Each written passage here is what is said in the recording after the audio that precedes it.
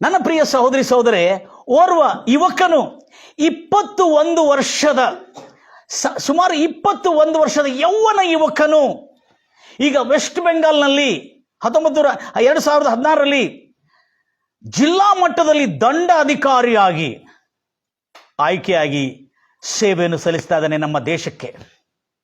ಈ ಯೌವನ ಯುವಕನು ಇಷ್ಟು ದೊಡ್ಡ ದಂಡಾಧಿಕಾರಿ ಆಗಲಿಕ್ಕೆ ಕಾರಣವೇನೆಂದ್ರೆ ಈತನಲ್ಲಿದ್ದ ಸಂಕಲ್ಪ. ಒಂದು ಸಾರಿ ಡಿಸೈಡ್ ಮಾಡಿದ ಅಂದ್ರೆ, ಎಲ್ಲರೂ ಹೇಳ್ತಿರಲ್ವಯ್ಯ, ಒಂದು ಸಾರಿ ಡಿಸೈಡ್ ಮಾಡಿದ ಅಂದ್ರೆ ಈತನನ್ನು ಯಾರೂ ಕದರಿಸಲಿಕ್ಕಾಗಲ್ಲ. Price Lord Jesus. ಗಂಭೀರವಾಗಿದೆ ಅದು. ಹಲ್ಲೆಲೂಯಾ. ಅದಕ್ಕಾಗಿ ನಾನೀಗ ಓದಿರ್ತಕ್ಕಂಥ ವಚನ ನಿಮಗೆ ಡಿಸ್ಕ್ರಿಪ್ಷನ್ ಅಲ್ಲಿ ಕೊಡಲಾಗಿದೆ. ಆದಿಕಾಂಡ 11:6 ನೋಡ್ತಾ ಇದ್ದೇವೆ. ಈ ಜನರು ಲಕ್ಷ ಕೊಟ್ಟು ಕೇಳ್ತೀರಿ, ಮಾನವನು ಸಂಕಲ್ಪಿಸಿದರೆ ಅವನು ಏನೂ ಮಾಡಬಲ್ಲನು. ಅವನು ಯಾರೇ ಇರಲಿ ಬ್ರದರ್, ಸಹೋದರಿ ಸಹೋದರೇ, ಅವನು ಯಾರೇ ಇರಲಿ. ಬಹಳ ಲಕ್ಷ ಕೊಟ್ಟು ಕೇಳ್ತೀರಿ. ಇಲ್ಲಿ ಒಂದು ಸಂದೇಶವನ್ನು ನಿಮ್ಮ ಸಮಕ್ಕೆ ತರಬೇಕು. ಇದೇ ನಮ್ಮ ಮಹಾರಾಷ್ಟ್ರದಲ್ಲಿರ್ತಕ್ಕಂಥ ಶಲ್ಗಾಂವ್ ಎಂಬ ಒಂದು ಚಿಕ್ಕ ಪ್ರದೇಶದಿಂದ, ಚಿಕ್ಕ ಊರಿನಿಂದ, ಸ್ಲಮ್, ಅದೊಂದು ಕೊಳಚು ಪ್ರದೇಶ. ಅಲ್ಲಿ ಒಂದು ಬಾಲಕನು ಹುಟ್ಟಿದನು 1995ರಲ್ಲಿ. ಈತನು ಒಂದು ಬಹಳ ಕಡು ಬಡತನದಲ್ಲಿ, ಏನಂತ ಹೇಳಿದ್ರೆ, ಈ ಹುಡುಗನು ತನ್ನ ಮನೆಯಲ್ಲಿ ಓದ್ತಾ ಇರುವಾಗ ಅವರ ತಂದೆಗೆ ಏನಾಯ್ತು ಅಂದ್ರೆ, ಈ ಹುಡುಗನ ಜಾಗ್ರತೆಯನ್ನು ಕೇಳ್ತೀರಿ, ಯಾಕಂದ್ರೆ ನೀನು ಡಿಸೈಡ್ ಮಾಡಿದ್ರೆ, ನೀನು ಸಂಕಲ್ಪ ಮಾಡಿದ್ರೆ, ನೀನು ತೀರ್ಮಾನ ಮಾಡಿದ್ರೆ, ನೀನು ಮನಸ್ಸು ಮಾಡಿದ್ರೆ ಜೀವನದಲ್ಲಿ ದೊಡ್ಡ ದೊಡ್ಡ ಸಾಧನೆ ಮಾಡಲಿಕ್ಕಾಗ್ತದೆ ಎಂಬತಕ್ಕಂಥ ಸತ್ಯವು ಬೈಬಲಿಂದ ನಾನು ತೋರಿಸ್ತಾ ಇದ್ದೇನೆ. ಒಂದು ವಾಸ್ತವಿಕ ಸತ್ಯ ಇತ್ತೀಚೆಗೆ ಆಗಿರ್ತಕ್ಕಂಥದ್ದು. ಶಲ್ಗಾಂವ್ ಎಂಬ ಊರಿನಿಂದ ಮತ್ತು ಬದ್ನಾಪುರ ಎಂಬ ತಾಲೂಕು ಬರ್ತದೆ ಮಹಾರಾಷ್ಟ್ರದಲ್ಲಿ. ಈ ತಾಲೂಕಿನಲ್ಲಿ ಹುಟ್ಟಿರ್ತಕ್ಕಂಥ ಒಂದು ಬಾಲಕನು ಬಹಳ ಕಡು ಬಡತನದಲ್ಲಿದ್ದ. ಆದರೆ ಆ ಬಾಲಕನು ಶಾಲೆಯಲ್ಲಿ ತುಂಬಾ ಜಾಣನಾಗಿದ್ದ. ಏನಾಗಿದ್ದ? ತುಂಬಾ ಜಾಣನಾಗಿದ್ದ. ಅತಿ ಜಾಣನಾಗಿರುವುದರಿಂದ ಈ ಬಾಲಕನು, ಎಲ್ಲರೂ ಹೇಳ್ತಿರಲ್ವಯ್ಯ, ಆದರೆ ಅವರ ತಂದೆಗೆ, ಅವರ ಕುಟುಂಬದಲ್ಲಿ 2 ಅಕ್ಕಂದರು ಮತ್ತು ಅವರ ತಮ್ಮ, ಯಾರು? ಈ ಬಾಲಕನ ತಮ್ಮ. ಈ ತಮ್ಮನು ಶಾಲೆಗೆ ಹೋಗ್ತಾ ಇದ್ದನು. ಆದರೆ ಅವರ ತಂದೆ ಏನು ಮಾಡಿದ್ರು, ಈ ಹಿರಿಯ ಬಾಲಕನನ್ನು ಸರ್ ಹತ್ರ ಹೋದ್ರು. ಸರ್ ಸರ್ ಸರ್ ನಾಳೆಯಿಂದ ನಮ್ಮ ಮಗ ಬರೋದಿಲ್ಲ, ನಿಮ್ಮ ಹೆಸರು, ನನ್ನ ಮಗನ ಹೆಸರು ತೆಗೆದುಬಿಡ್ರಿ ನಿಮ್ಮ ಶಾಲೆಯಿಂದ ಅಂತ ಹೇಳ್ತಾರೆ. ಯಾರು? ಈ ತಂದೆ. ತಂದೆನು ಎಂತವನು? ಹೆಬ್ಬಟ್ಟು. ಆದರೆ ಈ ತಂದೆಗೆ ಅವನು ಎಷ್ಟು ಹುಷಾರಿದ್ದಾನೆ ಶಾಲೆಯಲ್ಲಿ ಅಂತೇಳಿ ಮನೆಯಲ್ಲಿ ಯಾರಿಗೂ ಗೊತ್ತಿಲ್ಲ, ಮತ್ತು ಯಾರೂ ಅವನನ್ನು ಅಪ್ರಿಷಿಯೇಟ್ ಮಾಡೋದಿಲ್ಲ, ಪ್ರೋತ್ಸಾಹ ಮಾಡೋದಿಲ್ಲ. ಈಗ ಈ ತಂದೆ ಏನು ಮಾಡಿದಾನೆ ಗೊತ್ತಿಲ್ಲ. ತಂದೆ ಮಾಡಿದ, ಓ ಹಮಾರೆ ಬಚ್ಚೆ ಕೋ ಹಮ್ ಸ್ಕೂಲ್ ಮೇ ಸಿಲೆಗೆ ಜಾತೆ, ಹಮ್ಕೋ ಜरूरत नहीं पढ़ने का. ನನಗೆ ಶಾಲೆ ಓದಿಸೋದು ಬೇಕಲ್ಲ. ಯಾಕ್ರಿ ಮಕ್ಕಳನಿಗೆ ನೀವು ಶಾಲೆ ತೆಗಿತಾರೆ? ಇಲ್ಲ, ಈಗಿಂದ ಅವ್ನು ಕೆಲಸ ಮಾಡಿದ್ರೆ ದೊಡ್ಡವನಾದ್ರೆ ಸ್ವಲ್ಪ ಅವನದಾರ ದುಡ್ಕೊಂಡು ಅವ್ನು ತಿನ್ನೋಂಗೆ ಆಗ್ತಾನೆ. ಈ ಶಾಲೆ ಓದಿದ್ರೆ ನಾವೇನು ಉದ್ಧಾರ ಆಗುದಿಲ್ಲ. ಯಾಕಂದ್ರೆ ನಾವು ಒಂದು ಅಲ್ಪಸಂಖ್ಯಾತರಿಗೆ ಸಂಬಂಧಪಟ್ಟಿರೋದೇ, ಅಲ್ಪಸಂಖ್ಯಾತರಿಗೆ ಉದ್ಯೋಗ ಸಿಗ್ತಾ ಇಲ್ಲ ಎಂಬ ತಪ್ಪು ಕಲ್ಪನೆ ಅವರಲ್ಲಿ ಯಾರೋ ಮೂಡಿಸಿದ್ರು. ಆಮೇಲೆ ಅಲ್ಲಿರ್ತಕ್ಕಂಥ ಶಿಕ್ಷಕರು, ನನಗೆ ಬಹಳ ಸಂತೋಷವಾಗ್ತಾ ಇದೆ ಆ ಶಿಕ್ಷಕರ ವಿಷಯ ಹೇಳಬೇಕಂದ್ರೆ. ಆ ಶಾಲಾ ಶಿಕ್ಷಕರು ಹೇಳಿದ್ರು, ಏನ್ರಿ ತುಮಾರಾ ಬೇಟಾ ಇತ್ತನಾ ಹುಷಿಯಾರ್ ಹೇ, ಇಷ್ಟು ಜಾಣನು, ಇವನು ಒಂದು ದಿವಸ ಬಹಳ ದೊಡ್ಡ ವ್ಯಕ್ತಿ ಆಗ್ತಾನ್ರಿ. ನೀವಾದ್ರೆ ಆಗ್ಲಿಲ್ಲ. ಈ ಹುಡುಗ ಶಾಲೆಯಲ್ಲಿ ಇಷ್ಟು ಜಾಣನಿದಾನಂದ್ರೆ ಅಷ್ಟು ಜಾಣನು, ಎಲ್ಲ ಓದು ಬರಗಳಲ್ಲಿ ಅತ್ಯಂತ ಹೆಚ್ಚಿನ ಅಂಕಗಳು ತೆಗೆದುಕೊಂಡು ಪಾಸ್ ಆಗತಕ್ಕಂಥನು. ಈ ಹುಡುಗನನ್ನು ತೆಗಿಬೇಡ್ರಿ, ಯಾಕಂದ್ರೆ ನಾನು ನಿಮಗೆ ರಿಕ್ವೆಸ್ಟ್ ಮಾಡ್ತಾ ಇದ್ದೇನೆ ಸರ್, ಪಿಂತಿ ಕಿಯಾ ಸರ್, ಕಳಕಳೆಯಿಂದ ವಿನಂತಿಸಿರುತ್ತೆ, ತುಮಾರ ಬೇಟಾ ಏಕ್ ದಿನ ಬಹುತ್ ಬಡಾ ಆದ್ಮಿ ಬನೇಗಾ. ಎಲ್ಲರೂ ಹೇಳ್ತಿರಲ್ವಿಯ? ಹೇಳಿದ ಕೂಡಲೇ ಆ ಸರ್ ರಿಕ್ವೆಸ್ಟ್ ಮಾಡಿದಕ್ಕಾಗಿ, ಆ ಶಿಕ್ಷಕನು ಸರ್ ರಿಕ್ವೆಸ್ಟ್ ಮಾಡಿದಕ್ಕಾಗಿ ಆ ಹುಡುಗನನ್ನು ಬಿಟ್ಬಿಟ್ರು ಶಾಲೆ ಓದ್ಲಿ. ಆಗ ಆ ತಂದೆ ಕಲ್ಪನೆ ಮಾಡಿದೇನೆಂದ್ರೆ, ಇಷ್ಟು ದೊಡ್ಡ ಸರ್ ಹೇಳ್ತಾ ಇದಾರೆ, ತುಮಾರ ಬೇಟಾ ಏಕ್ ದಿನ ಬಹುತ್ ಬಡ, ನಿಮ್ಮ ಮಗನು ಬಹಳ ದೊಡ್ಡ ದೇಶಕ್ಕೆ ಒಂದು ದೊಡ್ಡ ವ್ಯಕ್ತಿ ಆಗಲಿಕ್ಕಿದ್ದಾನೆ, ನೀವು ಅವನನ್ನು ಶಾಲೆಯನ್ನು ತೆಗಿಬೇಡ್ರಿ, ನಿಮ್ಮ ಮನೆಯಲ್ಲಿ ಒಬ್ಬನು ಇಂಥವನು ಹುಟ್ಟಿದಾನಂದ್ರೆ ನೀವು ಧನ್ಯರಂತ ಹೇಳ್ತೀರಿ ಅಂತ ಹೇಳ್ತಾನೆ. ಆದರೆ ಈ ಸರ್ ಏನು ಮಾಡಿದ್ರಂದ್ರೆ, ಈ ಹೇಳಿದ ಮಾತನ್ನು ಕೇಳಿ ಆ ಓದಲಾರದ ಅನ್ಪಡ್ ಆಗಿದ್ರು ಅವ್ರ ತಂದೆ, ಸರಿ ನನ್ನ ಮಗನು ಎಷ್ಟು ಓದಿದ್ರಿ, ಎಷ್ಟು ಓದ್ತಾನೋ ಅಷ್ಟು ಓದಿಸ್ರಿ, ಬಹಳ ದೊಡ್ಡ ವ್ಯಕ್ತಿ ಆಗ್ತಾನೆ, ಇವನಿಂದ ನಿಮ್ಮ ಮನೆಯಲ್ಲಿ ಒಬ್ರು ಹುಟ್ಟಿದ್ದಾರೆ ಅಂದೇಳಿ ನೀವು ಬಹಳ ಧನ್ಯರಾಗ್ತಿರ್ತೀರ. ಈ ಮಾತನ್ನು ಕೇಳಿ ಕನ್ವಿನ್ಸ್ ಆದ. ಅಂದ್ರೆ ಕನ್ವಿನ್ಸ್ ಅಂದ್ರೇನು, ಮನವರಿಕೆ ಆಯ್ತಾ ತನಗೆ. ಆಗ ಎಷ್ಟು ಖರ್ಚು ಬರಲಿ, ಅವ್ನು ಹೇಳ್ದ, ನಿನಗೆ ಏನು ಮನಿ ಮಾರೋದು ಬೇಕಾದ್ರೆ ಮನಿ ಮಾರು, ಆದ್ರೆ ಈ ಹುಡುಗನನ್ನು ಓದಿಸು, ಈ ಹುಡುಗನು ಬಹಳ ಜಾಣನಿದ್ದಾನೆ, ಬಹಳ ಕ್ಲೆವರ್ ಇದ್ದಾನೆ ಅಂತ ಹೇಳಿದ, ಮತ್ತು ಒಳ್ಳೆ ಹುಡುಗನು ಅಂತ ಹೇಳಿದ. ಆ ಹುಡುಗ ಅವ್ರ ತಂದೆ ರಿಕ್ವೆಸ್ಟ್ ಮಾಡೋದಕ್ಕಾಗಿ ಅವನನ್ನು ಶಾಲೆಗೆ ಬಿಟ್ಬಿಟ್ರು. ಶಾಲೆಗೆ ಓದ್ತಾ ಇದ್ದಾನೆ. ಶಾಲೆ ಓದ್ತಾ ಇದ್ರೆ ಅವ್ರ ತಂದೆ ಹೇಳಿದ್ರೆ ಊಟಕ್ಕೆ ಕಷ್ಟ, ಪುಸ್ತಕಗಳು ತಗೋಬೇಕಾದ್ರೆ ಕಷ್ಟ, ಇವೆಲ್ಲದಕ್ಕೆ ಬಹಳ ಕಷ್ಟ ಆಗ್ತಾ ಇದ್ರು ಕೂಡ ಈತನು ಓದುತ್ತಾ ಇದ್ದನು. ನಿಮ್ಗೆ ಗೊತ್ತಿದೆ ಹುಡುಗ ಏನು ಮಾಡ್ತಾನೆ, 4ನೇ ತರಗತಿಯಲ್ಲಿ ಅಲ್ಲೇ ಸ್ಕೂಲ್ ಮುಂದೆ ಒಂದು ಸಣ್ಣ ಹೋಟೆಲ್ ಇತ್ತು, ಆ ಹೋಟೆಲಲ್ಲಿ ಹೋಗಿ ಕೆಲಸ ಮಾಡ್ತಿದ್ದ. ಮನೆ ಅಲ್ಲಿ ಕೆಳಗೆ ಬಿದ್ದಿರ್ತಕ್ಕಂಥ ಒರೆಸ್ತಿದ್ದ, ಪಾತ್ರೆ ತಿಕ್ಕುತ್ತಿದ್ದ, ಟೇಬಲ್ ಒರೆಸ್ತಿದ್ದ. ಈ ಕೆಲಸ ಮಾಡ್ತಾ ತನ್ನ ದಿನನಿತ್ಯದ ರೊಟ್ಟಿಗಾಗಿ ಸ್ವಲ್ಪ ಕೆಲಸ ಮಾಡ್ತಿದ್ದ. 10ನೇ ತರಗತಿವರೆಗೆ ಹೇಗಾದ್ರೆ ಅವರ ತಂದೆ ಅವರ ತಾಯಿ ಇವನು ಮಾಡ್ತಿರ ಎಲ್ಲದರಲ್ಲಿ ನಂಬರ್ 1, 5ನೇ ತರಗತಿಯಿಂದ ಹೆಚ್ಚಿನ ಅಂಕಗಳು ಪಡ್ಕೊಂಡು ಹೆಚ್ಚಿನ ನಂಬರ್ ಒನ್ ಪಾಸ್ ಆಗ್ತಾ 10ನೇ ತರಗತಿಗೆ ಬಂದ. 10ನೇ ತರಗತಿಗೆ ಬಂದ ಕೂಡಲೇ ನಾನು ಯಾಕೆ ಹೇಳ್ತಾ ಇದ್ದೇನೆ ಅಂದರೆ, ಸಂಕಲ್ಪ ಮಾಡಿದರೆ ನೀನು ಭಾಳ ಜಾಗ್ರತೆ ಕೇಳ್ತೀರಿ. ನೀನು ತೀರ್ಮಾನ ಮಾಡಿದರೆ, ಇವನಿಗೆ ಈ ತೀರ್ಮಾನ ಯಾಕೆ ಬಂದಿದೆ ಅಂತ ಹೇಳ್ತೇನೆ. 10ನೇದು ಹೇಗಾದರೆ ಮಾಡಿ ಓದ್ತಾ ಇದ್ದಾನೆ, ನಾನು ದೊಡ್ಡ ವ್ಯಕ್ತಿ ಆಗಬೇಕನ್ನತಕ್ಕಂಥ. ಇಷ್ಟು ಜಾಣ ಟೀಚರ್ಸ್ಗಳೆಲ್ಲ ಭಾಳ ಪ್ರೀತಿ ಮಾಡ್ತಿದ್ರು ಇವನನ್ನು. ಯಾಕಂದರೆ ಇಷ್ಟು ಬಡತನದಲ್ಲಿ ಯೂನಿಫಾರ್ಮ್ ಇಲ್ಲ, ಹರಿದೋಗಿದ ಬಟ್ಟೆಗಳನ್ನು ಹಾಕ್ಕೊಳ್ತಾನೆ, ಭಾಳ ಪ್ರೀತಿ ಮಾಡ್ತಿದ್ರು, ಭಾಳ ರೆಸ್ಪೆಕ್ಟ್ ಮಾಡ್ತಿದ್ರು, ಅವ್ನಿಗೆ ಎನ್ಕರೇಜ್ ಮಾಡ್ತಿದ್ರು. ಬಹುತ್ ಶಾಣ ಆಯಿತು ಅಂಥೇಳಿ ಎನ್ಕರೇಜ್ ಮಾಡ್ತಿದ್ರು. ಇವನಿಗೆ 10ನೇ ತರಗತಿಯಲ್ಲಿ ಅವನು ಪಾಸ್ ಆದ ಕೂಡಲೇ BPL ಕಾರ್ಡ್ ಮೇಲೆ ಆ ಆದಾಯ ಕಡಿಮೆ ಇದ್ದ ಅಲ್ಪಸಂಖ್ಯಾತರಿಗಾಗಲಿ ಈ ಅಂತ ಹುಡುಗರಿಗಾಗಲಿ ದುಡ್ಡು ಬರ್ತದೆ ಎಂಬುದಾಗಿತ್ತು. ಆ ದುಡ್ಡಿನ ಸ್ಕೀಮ್ನಲ್ಲಿ ಈತನ ಹೆಸರಿನಲ್ಲಿ ಅವರ ತಂದೆಗೆ 30,000 ರೂಪಾಯಿ ಬಂದಿತ್ತು. ಬಹಳ ಜಾಗ್ರತೆ ಅಂತ ಕೇಳ್ತೀರಿ. 30,000 ರೂಪಾಯಿ ಬಂದ್ರೆ ಈ ಹುಡುಗ ಒಂದೊಂದು ರೂಪಾಯಿಗಾಗಿ, ಒಂದು ರೂಪಾಯಿಗಾಗಿ, ಒಂದು 2 ರೂಪಾಯಿಗಾಗಿ, ಪೆನ್ಸಿಲ್ಗಾಗಿ ಒಂದು ಹೋಟೆಲ್ನಲ್ಲಿ ದುಡಿತಿದ್ದ. ಸ್ವಲ್ಪ 30,000 ರೂಪಾಯಿಗಾಗಿ ಆ ಸರ್ಕಾರಿ ಆಫೀಸಲ್ಲಿ ಹೋಗ್ತಾನೆ. ಜಾಗ್ರತೆ ಅಂತ ಕೇಳ್ತೀರಿ. ಇವತ್ತು ನಿಮ್ಮ ಸಿಟ್ಟು ಎಲ್ಲಿ ಉಪಯೋಗ ಮಾಡ್ಬೇಕನ್ನೋ ತೋರಿಸ್ತೇನೆ ನಾನು. ನಿಮ್ಮ ಕ್ರೋಧ, ನಿಮ್ಮ ರೋಷ, ನಿಮ್ಮ ವೈರತ್ವ, ನಿಮ್ಮ ವೈರಾಗ್ಯ ಎಲ್ಲಿ ತೋರಿಸ್ಬೇಕನ್ನೋದು ತೋರಿಸ್ಕೊಡ್ತೀನಿ ನಾನು ಇವತ್ತು. ಈ ಹುಡುಗ ಆಫೀಸಿನಲ್ಲಿ ಅವರ ತಂದೆ ಜೊತೆಲಿ ಹೋಗ್ತಾನೆ ದುಡ್ಡು ತಗೊಳ್ಳುವಾಗ. ಅವ್ರ ತಂದೆ ಏನು ಮಾಡ್ತಾರೆ, ಇದು ದುಡ್ಡು ತಗೊಳ್ಳುವಾಗ ಅಲ್ಲಿ ಆಫೀಸರ್ ಹತ್ರ, ಅಯ್ಯ ಜಲ್ದಿ ಶಾಂಕ್ಷನ್, ಈ 10% ಕೊಟ್ಟರೆ, ಎಲ್ಲಿ ಸರ್ಕಾರಿ ಆಫೀಸಲ್ಲಿ ನೀನು 10% ಕೊಟ್ಟರೆ ಈಗಲೇ ಶಾಂಕ್ಷನ್ ಮಾಡ್ತೀನಿ ಅಂತ. ಅವರಪ್ಪ ಆಯ್ತಪ್ಪ 3,000 ತೊಗೊಂಡು ಬಿಡಪ್ಪ, ಅದರ ಕೊಡಪ್ಪ 27,000 ಅಂತ ಹೇಳಿದ. ಈ ಹುಡುಗ, ಚಿಕ್ಕ ಹುಡುಗ ಕೇಳ್ತಾ ಇದ್ದಾನೆ ಇದನ್ನು. 10ನೇ ತರಗತಿ ಹುಡುಗ ಈ ಮಾತನ್ನು ಕೇಳ್ತಾ ಇದ್ದಾನೆ.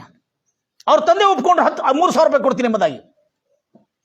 ಈ ಹುಡುಗನ ಮನಸ್ಸೊಳಗೆ 3 ರೂಪಾಯಿ 5 ರೂಪಾಯಿಗಾಗಿ ನಾನು ಹೋಟೆಲಲ್ಲಿ ದುಡಿತಾ ಇದ್ದೇನೆ, ಎಷ್ಟು ಕಷ್ಟಪಡ್ತಾ ಇದ್ದೇನೆ ನಾನು. ನನ್ನ ತಂದೆಗೆ 3,000 ರೂಪಾಯಿ ಲಂಚ ಕೇಳಿದನಲ್ಲ ಇವನು. ಅದನ್ನು ನೋಡಿದ ಕೂಡಲೇ ಅವನ ಮನಸ್ಸೊಳಗೆ ಒಂದು ಸಿಟ್ಟು, ಒಂದು ಕ್ರೋಧ ಮನೆ ಮಾಡಿತ್ತು. ಎಲ್ಲರೂ ಹೇಳ್ತಿರಲ್ವಿಯ, ಬೈಬಲ್ನಲ್ಲಿ ನೆನಪಿಟ್ಕೊಳ್ರಿ, ಕೋಪ ಪಡಬಹುದು ಹೊರತು ಪಾಪ ಮಾಡಬಾರದು. ಇದೇ ಮಾತು ದಾವೀದನು ಹೇಳಿದಾನೆ. ಕೋಪ ಪಡಬಹುದು ಹೊರತು ಪಾಪ ಮಾಡಬಾರದು. ಕೋಪ ಪಡಬಹುದು ಹೊರತು ಅದರ ವಿಷಯದಲ್ಲಿ ಹಗಲು ರಾತ್ರಿ ಎಲ್ಲ ಧ್ಯಾನ ಮಾಡಿ ಆ ಕೋಪದಿಂದ ಹೇಗೆ ತಪ್ಪಿಸ್ಕೋಬೇಕು, ಆ ಕೋಪ ದುರುಪಯೋಗ ಹೋಗಬಾರದು, ಈ ರೀತಿಯಲ್ಲಿ ಧ್ಯಾನ ಮಾಡಿ ಆ ಕೋಪವನ್ನು ಸದ್ವಿನಿಯೋಗ ಮಾಡಿಕೊಳ್ಳುವಂತೆ ಒಂದು ಪ್ರೇರಣೆಯನ್ನು ಕೊಟ್ಟಿದ್ದರು ದಾವೀದರು, ಭಕ್ತನಾದ ದಾವೀದನು. ಇವನ ತಲೆ ಒಳಗೆ ಇಷ್ಟು ಸಿಟ್ಟು ಬಂತು. ಈತನಿಗೆ ಫಸ್ಟ್ ಇಯರ್ ಸೆಕೆಂಡ್ ಇಯರ್ ಓದಬೇಕು, ಅಲ್ಲಿ ಹೋಗಿ ಅಡ್ಮಿಷನ್ ಮಾಡಬೇಕು. ಈಗ 10ನೇ ತರಗತಿಯಿಂದ ಶಾಲಾ ರಜಾ ಕಾಲದಲ್ಲಿ ಅವನು ಬೆಳಗ್ಗೆ ಹೋದರೆ 10 ಗಂಟೆಗೆ, ರಾತ್ರಿ 10 ಗಂಟೆ ಮಠ ದುಡಿತಿದ್ದಂತೆ. ಯಾರು? 10ನೇ ತರಗತಿಯ 16 ವರ್ಷದ ಬಾಲಕನು, ಬಡ ಬಾಲಕನು. ಯಾರ ಬೆಂಬಲ ಇಲ್ಲ. ತಂದೆ ಒಂದು ಆಟೋ ಡ್ರೈವರ್, ತಾಯಿ ಮನೆ ಕೆಲಸ, ಹೊಲದಲ್ಲಿ ಕೆಲಸ ಮಾಡ್ಕೊಳ್ತಕ್ಕಂಥನು. ಈಗ ಅವರ ತಮ್ಮನು, ನೆನಪಿಟ್ಕೊಳ್ರಿ, ಅವರ ತಮ್ಮನನ್ನು ಎಷ್ಟು ಸನ್ಮಾನಿಸ್ತಾ ಇದ್ದಾನಂದ್ರೆ, ಮೇರಾ ಛೋಟಾ ಭೈ ಮಗರ್ ಸಬ್ಸೆ ಬಡಾ ಅಂತ ಹೇಳ್ದ. ಈಗ ಹತ್ತನೇದ ಯಾರೋ ಹೇಳಿದ್ರು, ತುಮಾರ ಭೈ, ನಿನ್ನ ತಮ್ಮ ಇಂಥ ಜ್ಞಾನಿ, ಇಂಥ ಹುಷಾರ್ ಹುಡುಗ, ಬಹಳ ದೊಡ್ಡ ವ್ಯಕ್ತಿ ಆಗ್ತಾನಪ್ಪ ಅಂತ ಹೇಳಿದ್ರು. ಇವನ ತಲೆಗಳಿಗೆ ಒಂದೇ ಸಿಟ್ಟು. ಅವನು ಅಲ್ಲೇ ಫಸ್ಟ್ ಇಯರ್ ಓದಲಿಕ್ಕೆ ಅಡ್ಮಿಷನ್ ಮಾಡ್ಕೊಂಡ, ಅಲ್ಲೇ ಶಾಲೆ ಎಲ್ಲ ಕಾಲೇಜ್ ಮಾಡ್ತಾ ಇದ್ದಾನೆ. ಅವನಿಗೆ ಸೈನ್ಸ್ ಅಂದರೆ ಇಷ್ಟ ಇಲ್ಲ. ನೆನ್ಪಿಟ್ಕೊಳ್ರಿ ದಯಮಾಡಿ, ಒಂದು ಜಿಲ್ಲಾ ಮಟ್ಟದ ದಂಡಾಧಿಕಾರಿ, ಒಂದು IAS ಆಫೀಸರ್ ಆಗಬೇಕಾದ್ರೆ ಅದಕ್ಕೆ ಏನು ಕಷ್ಟಪಡಬೇಕಾಗಿಲ್ಲ, ಅದನ್ನು ಕರೆಕ್ಟ್ ಮಾಡ್ತಾ ಇದ್ದಾನೆ. ಒಂದು ಆರ್ಟ್ಸ್, ಫಸ್ಟ್ ಇಯರ್ನಲ್ಲಿ ಆರ್ಟ್ಸ್ ತಗೋತಾರೆ, ಪೊಲಿಟಿಕಲ್ ಸೈನ್ಸ್ ಅಂತೇಳಿ ತಗೋತಾರೆ. ಆರ್ಟ್ಸ್ ತಗೊಂಡು ಆರ್ಟ್ಸ್ ಮೇಲೆ ಮಾಡಿದರೆ ಅವನು ವಕೀಲ ಆಗ್ಬೋದು, ಅವನು ಜಿಲ್ಲಾ ಅಧಿಕಾರಿ ಅಥವಾ ತಾಲೂಕು ಅಧಿಕಾರಿ, ಅದಕ್ಕಿಂತ ದೊಡ್ಡ ಅಧಿಕಾರಿ ಆಗತಕ್ಕಂಥ ಸಾಮರ್ಥ್ಯ, ತಿಳುವಳಿಕೆ ಆ ಆರ್ಟ್ಸ್ ತಗೋದು. ಆರ್ಟ್ಸ್ ಅನ್ನು ಭಾಳ ಜನ ಏನು ಮಾಡ್ತಾರೆ, ಬ್ಯಾಚುಲರ್ ಇನ್ ಆರ್ಟ್ಸ್, ಬಹು ಸಸ್ತಾ ವಿಷಯ, ಕಿಮ್ಮತ್ನೇ ವಿಷಯ ಅಂತ ಹೇಳ್ತಾರೆ. ಹೌದಾ? ಅದಕ್ಕೆ ನಿಮ್ಗೆ ತಿಳಿಸ್ತಾ ಇದ್ದಾನೆ, ಗಂಭೀರವಾಗಿ ಹೇಳ್ತಿರಲ್ವಿಯ. ಅದಕ್ಕೆ ನನ್ನ ಕೇಳ್ತಿರ್ತಕ್ಕಂಥ ಕೇಳಿಸ್ಕೊಡ್ತೀರಲ್ಲ, ಎಲ್ಲ ಮಿಸ್ ಮಾಡಬೇಡ್ರಿ. ಆರ್ಟ್ಸ್ ಓದಿದವರು, ಆರ್ಟ್ಸಿಂದ ನಾವು IAS ಆಫೀಸರ್ ಆಗಿ ಡಿಸ್ಟ್ರಿಕ್ಟ್ ಮಟ್ಟದ ದಂಡಾಧಿಕಾರಿ ಅಂದರೆ ಅಡಿಷನಲ್ ಡಿಸ್ಟ್ರಿಕ್ಟ್ ಮ್ಯಾಜಿಸ್ಟ್ರೇಟ್ ಅಂದರೆ ನ್ಯಾಯಾಧೀಶರು. ಈ ಹುಡುಗನಿಗೆ ಈ ಲಂಚ ತಗೊಂಡಿದ್ದು ಭಾಳ ಸಿಟ್ಟು ಬಂತು. ನಾವು ರಾತ್ರಿ ಹಗಲು ನಾನು ಕಷ್ಟಪಡ, ನಮ್ಮ ಅಪ್ಪಗೆ ತಿನ್ನಗಿಲ್ಲ, ನಮಗಿಲ್ಲೇ ಊಟ ಇಲ್ಲದೆ ನಾನು ಒಂದೊಂದು ದಿವಸ ಹುಡುಗನಿಗೆ ಊಟ ಇರೋದಿಲ್ಲಂತ್ರಿ. ಹುಡುಗ ನೀರು ಕುಡ್ದು ಬರ್ತಿದ್ದಂತೆ. ಆ ಹುಡುಗ ನಮಗೆ ಹೊಟ್ಟೆ ತುಂಬ ಊಟ ಕೊಟ್ರೆ ಶಾಲೆಗೆ ಹೋಗೋದಿಲ್ಲ, ಶಾಲೆಗೆ ಹೋದ್ರೆ ಓದೋದಿಲ್ಲ, ಟೈಮ್ ಪಾಸ್. ನಮಗೆ ಹೊಟ್ಟೆ ತುಂಬ ಊಟ, ಕೈ ತುಂಬ ದುಡ್ಡು, ಒಂದು ದೊಡ್ಡ ಮೊಬೈಲ್ ಕೊಡ್ಬೇಕು, ಇಲ್ಲ ನಾವು ಓದೋದಿಲ್ಲ. ಅವನಿಗೆ ಊಟನೇ ಬಟ್ಟೆನೇ ಇಲ್ಲ ಅಂತ ಹುಡುಗ ಚಾಲೆಂಜ್ ಮಾಡ್ಕೊಂಡಾನೆ. ಟೀಚರ್ ಹತ್ರ ಕೇಳ್ತಾನೆ, ಏನು ತಿಳ್ಕೊಂಡು, ಟೀಚರ್ ಯಾರ ಹತ್ರ, ಫಸ್ಟ್ ಇಯರ್ ಸೆಕೆಂಡ್ ಇಯರ್ ನಡೀತಾ ಇರ್ತಾರೆ, ಅಲ್ಲೇ ಕೇಳ್ತಾನೆ, ಟೀಚರ್ ಈ ಒಂದು ಆಫೀಸರ್, ಒಂದು ಅಧಿಕಾರಿ ನಮ್ಮ ಅಪ್ಪನ ಹತ್ರ 3,000 ರೂಪಾಯಿ ಲಂಚ ತಗೊಂಡ, ಅವನನ್ನು ಹೇಗೆ ನಾನು ತಡಿಬೋದು? ಆಗ ಹೇಳ್ತಾರೆ, ನೀನು ದೊಡ್ಡ ಆಫೀಸರ್ ಆಗ್ಬೇಕಂತ ಹೇಳ್ತಾರೆ. ಈ ಒಂದು ಲಂಚದ ಸಿಸ್ಟಮ್ ಅನ್ನು ನಾನು ಸಂಪೂರ್ಣವಾಗಿ ಈ ದೇಶದಲ್ಲಿ ಇಲ್ಲದಂತೆ ಮಾಡಬೇಕು, ನನಗೆ ಅದು ಏನು ಮಾಡಬೇಕು ಹೇಳ್ರಿ ಅಂತ ಹೇಳ್ತಾರೆ. ಆ ಟೀಚರ್ ಹೇಳ್ತಾರೆ, ನೀನು ಒಂದು IAS ಆಫೀಸರ್ ಆಗಬೇಕು. ಅದಾಗಬೇಕಾದ್ರೆ UPSC ಅಂದರೆ ಯೂನಿಯನ್ ಪಬ್ಲಿಕ್ ಸರ್ವಿಸ್ ಕಮಿಷನ್ ಎಂಬ ಈ ಎಕ್ಸಾಮನ್ನು ನೀನು ಬರೆದ್ರೆ 3 ವರ್ಷದಿರ್ತದೆ. ಎಕ್ಸಾಮನ್ನು ಬರೆದು IAS ಆಫೀಸರ್ ಆಗಿ ಪಾಸ್ ಆದರೆ ನೀನು ಡಿಸ್ಟ್ರಿಕ್ಟ್ ಮ್ಯಾಜಿಸ್ಟ್ರೇಟ್, ಒಂದು ಜಿಲ್ಲಾ ಮಟ್ಟದ ದಂಡ ಅಧಿಕಾರಿಯಾಗಿ ನಿನಗೆ ಆಯ್ಕೆ ಆಗ್ತದೆ, ನೀನು ಜಾಬ್ ಸಿಗ್ತದೆ. ಆ ಸರ್ಕಾರ ಅಧಿಕಾರದಲ್ಲಿದ್ದಾಗ ಇಂಥ ಎಲ್ಲ ಭ್ರಷ್ಟತೆ, ಲಂಚಖೋರರ ಭ್ರಷ್ಟತೆಯನ್ನು ನೀನು ನಿರ್ಮೂಲ ಮಾಡಲಿಕ್ಕೆ ಆಗ್ತದೆ ಅಂತ ಹೇಳ್ತಾನೆ. ಹಲ್ಲೆಲೂಯಾ. ಇವನು ಅದನ್ನು ಕೇಳ್ತಾನೆ. ಅಲ್ಲಿ ಮಟ್ಟ ಹೋಗ್ಬೇಕಂದ್ರೆ ಏನೇನು ಮಾಡ್ಬೇಕಂದ್ರೆ ಶಾರ್ಟ್ನಲ್ಲಿ ಹೇಳ್ತಾರೆ ಅವ್ರು. ಯಾರು? ಈ ಟೀಚರ್ಗಳು. ಏನಿಲ್ಲ, first year second year pass ಆಗಬೇಕು, ಮತ್ತು 3 ಇಯರ್ಸ್ ಡಿಗ್ರಿ ಪಾಸ್ ಮಾಡಬೇಕು, ಮತ್ತು 3 ವರ್ಷ UPSC ಎಕ್ಸಾಮ್ ಪಾಸ್ ಮಾಡಬೇಕು. 3 ವರ್ಷ UPSC ಎಕ್ಸಾಮ್ ಪಾಸ್ ಮಾಡಿದ್ಕೊಳ್ಳಿ ನೀನು ದಂಡಾಧಿಕಾರಿ ಆಗುತ್ತಿ ಎಂಬುದಾಗಿ ಹೇಳಿದರು. ಇಷ್ಟು ನಾಲೆಜ್ ತಗೊಂಡ ಇದೇನು ಮಾಡಬೇಕೆಂಬುದಾಗಿ. ಈಗ ಅವನ ದೃಢ ಸಂಕಲ್ಪ, ಅವನ ಸಾಧನೆ, ನಾ ಹೇಳ್ತಾ ಇದ್ದೇನೆ, ಬೈಬಲ್ ತೋರಿಸಿದ್ದೇನೆ. ಅಗರ್ ತುಮ್ ಕುಚ್ ಭಿ ಸೋಚೆ ಉಸೆ, ನೀನು ಯೋಚನೆ ಮಾಡಿದಿ ಇದನ್ನು ಮಾಡಬೇಕಂತ ಹೇಳಿದ್ರೆ ಅದನ್ನು ಈ ಲೋಕದ ಯಾವ ದುಷ್ಟ ಶಕ್ತಿಗಳು ತಡಿಲಿಕ್ಕಾಗೋದಿಲ್ಲ. ಬೈಬಲ್ ಹೇಳ್ತಾ ಇದೆ, ದೇವರು ಕೂಡ ನೀನು ಮಾಡಿರುವ ಸಂಕಲ್ಪವನ್ನು ತಡಿಲಿಕ್ಕಾಗುವುದಿಲ್ಲ ಎಂಬುದಾಗಿ ದೇವರೇ ಹೇಳ್ತಾ ಇದ್ದಾರೆ. ಈ ಜನರು ಯೋಚನೆ ಮಾಡಿದನ್ನು ತಡೆಯೋದಕ್ಕಾಗಿ ಯಾರಿಂದ ಆಗುವುದಿಲ್ಲ ಎಂಬುದಾಗಿ ಆದಿಕಾಂಡ 11 ವರ್ಷದಲ್ಲಿ ಸ್ಪಷ್ಟವಾಗಿ ಹೇಳಲಾಗಿದೆ. ಈಗ ಈ ಹುಡುಗ ಈ ಲಂಚದ ವ್ಯವಸ್ಥೆಯನ್ನು ಮೂಸಿಬಿಡ್ಬೇಕಂತ ಹೇಳ್ತಾರೆ. ಆವಾಗ ಇವನ್ ತಲೆ ಒಳಗೆ ಹಾಕಿರ್ತಾರೆ, ನೀನೇನಾಗಿರ್ಬೇಕು? ಪ್ರಾಮಾಣಿಕನಾಗಿರಬೇಕು. ಈಗ ಲಂಚಕೋರನ್ನು ತೆಗಿಬೇಕಾದ್ರೆ ಇವನು ಹೆಂಗಿರ್ಬೇಕು? ಪ್ರಾಮಾಣಿಕನಾಗಿರ್ಬೇಕು. ಇವನು ತನ್ನ ಓದು ಬರಕ್ಕಾಗಿ ಕಳ್ತನ ಮಾಡಿ, ಚಿಲ್ಲರೆ ವ್ಯವಹಾರ ಮಾಡಿ ಓದಿಲ್ಲ. ಇವನು ಬಹಳ ಸಾತ್ವಿಕನಾಗಿ 10ನೇ ತರಗತಿ ಓದಿ ಸೆಕೆಂಡ್ ಇಯರ್ ಫಸ್ಟ್ ಇಯರ್ ಓದ್ತಾ ಇರುವಾಗ ರಜೆಗಳಲ್ಲಿ ಒಂದು ಮಾತು ಬಹಳ ಆಶ್ಚರ್ಯವಾಯಿತು ನನ್ನ ಪ್ರಿಯ ಸಹೋದರಿ, ಇದು ನಾನು ಹೇಳಲೇಬೇಕು. ಈ ದೊಡ್ಡ ಅಣ್ಣನು ಓದುತ್ತಾ ಇರುವಾಗ ಅವರ ಚಿಕ್ಕ ತಮ್ಮ 14ನೇ ವರ್ಷಕ್ಕೆ ಶಾಲೆ ಬಿಟ್ಟ. 6ನೇ ತರಗತಿ ಓದಿ ಶಾಲೆ ಬಿಟ್ಟ. ಯಾಕಂದ್ರೆ ಓದುವುದಿಲ್ಲ ಸರಿಯಾಗಿ. ಅವನು ತನ್ನ ಚಿಕ್ಕಪ್ಪ ಹತ್ರ ಹೋಗಿ ಏನು ಮಾಡ್ತಾ ಇದ್ದ? ರೇಷನ್ ಅಂಗಡಿಯಲ್ಲಿ ರೇಷನ್ ಕೊಡೋ ಕೆಲಸ ಮಾಡ್ತಿದ್ದ. ಆದರೆ ಆ ಚಿಕ್ಕ ತಮ್ಮ ಬ್ರದರ್, ಅವ್ರ ಅಣ್ಣ ಒಳ್ಳೆ ಹುಷಾರಿದಾನಂತೇಳಿ ಆ ಚಿಕ್ಕ ತಮ್ಮ ರೇಷನ್ ಅಂಗಡಿಯಲ್ಲಿ ಕೆಲಸ ಮಾಡಿ, ಕೇಳ್ತೀರಿ ನನ್ನ ಪ್ರಿಯ ಸಹೋದರಿ, ಈತನ ಕ್ರೈಸ್ತವನಲ್ಲ, ಕ್ರೈಸ್ತವರಾದ ನಮಗೆ ಇದು ಬಹಳ ದೊಡ್ಡ ಪಾಠ. Praise Lord Jesus. ಚಿಕ್ಕ ತಮ್ಮನು ರೇಷನ್ ಅಂಗಡಿಯಲ್ಲಿ ಕೆಲಸ ಮಾಡಿ 2,500 ರೂಪಾಯಿ ಪಗಾರ ಬಂದರೆ 2,500 ರೂಪಾಯಿ 1 ಪೈಸಾನು ತಾನು ಇಟ್ಕೊಳ್ಳದೆ ತನ್ನ ತಮ್ಮನಿಗೆ ಸೆಕೆಂಡ್ ಇಯರ್ ಪಾಸ್ ಆಗೋದಕ್ಕಾಗಿ ತನ್ನ ತಮ್ಮನ ರೂಮ್ ರೆಂಟ್ಗಾಗಿ ಊಟಕ್ಕಾಗಿ ಕಳಿಸ್ತಿದ್ದಾನಂತೆ.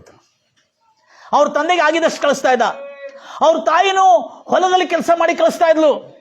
ಆದರೆ ಈ ಹುಡುಗನು ತನಗೆ ರಜೆ ಸಿಕ್ಕಾಗೆಲ್ಲ ಹೋಟೆಲಲ್ಲಿ ಹೋಗಿ ಬಹು ಶ್ರಮಿಸಿ ಹೋಟೆಲ್ ದಂಡದ ಪಾತ್ರೆ ತಿಕ್ಕುತ್ತಿದ್ರು, ಮುಸುರಿ ತಿಕ್ತಿದ್ದ, ಮತ್ತಲ್ಲಿ ಟೇಬಲ್ ಒಸ್ತಿದ್ದ.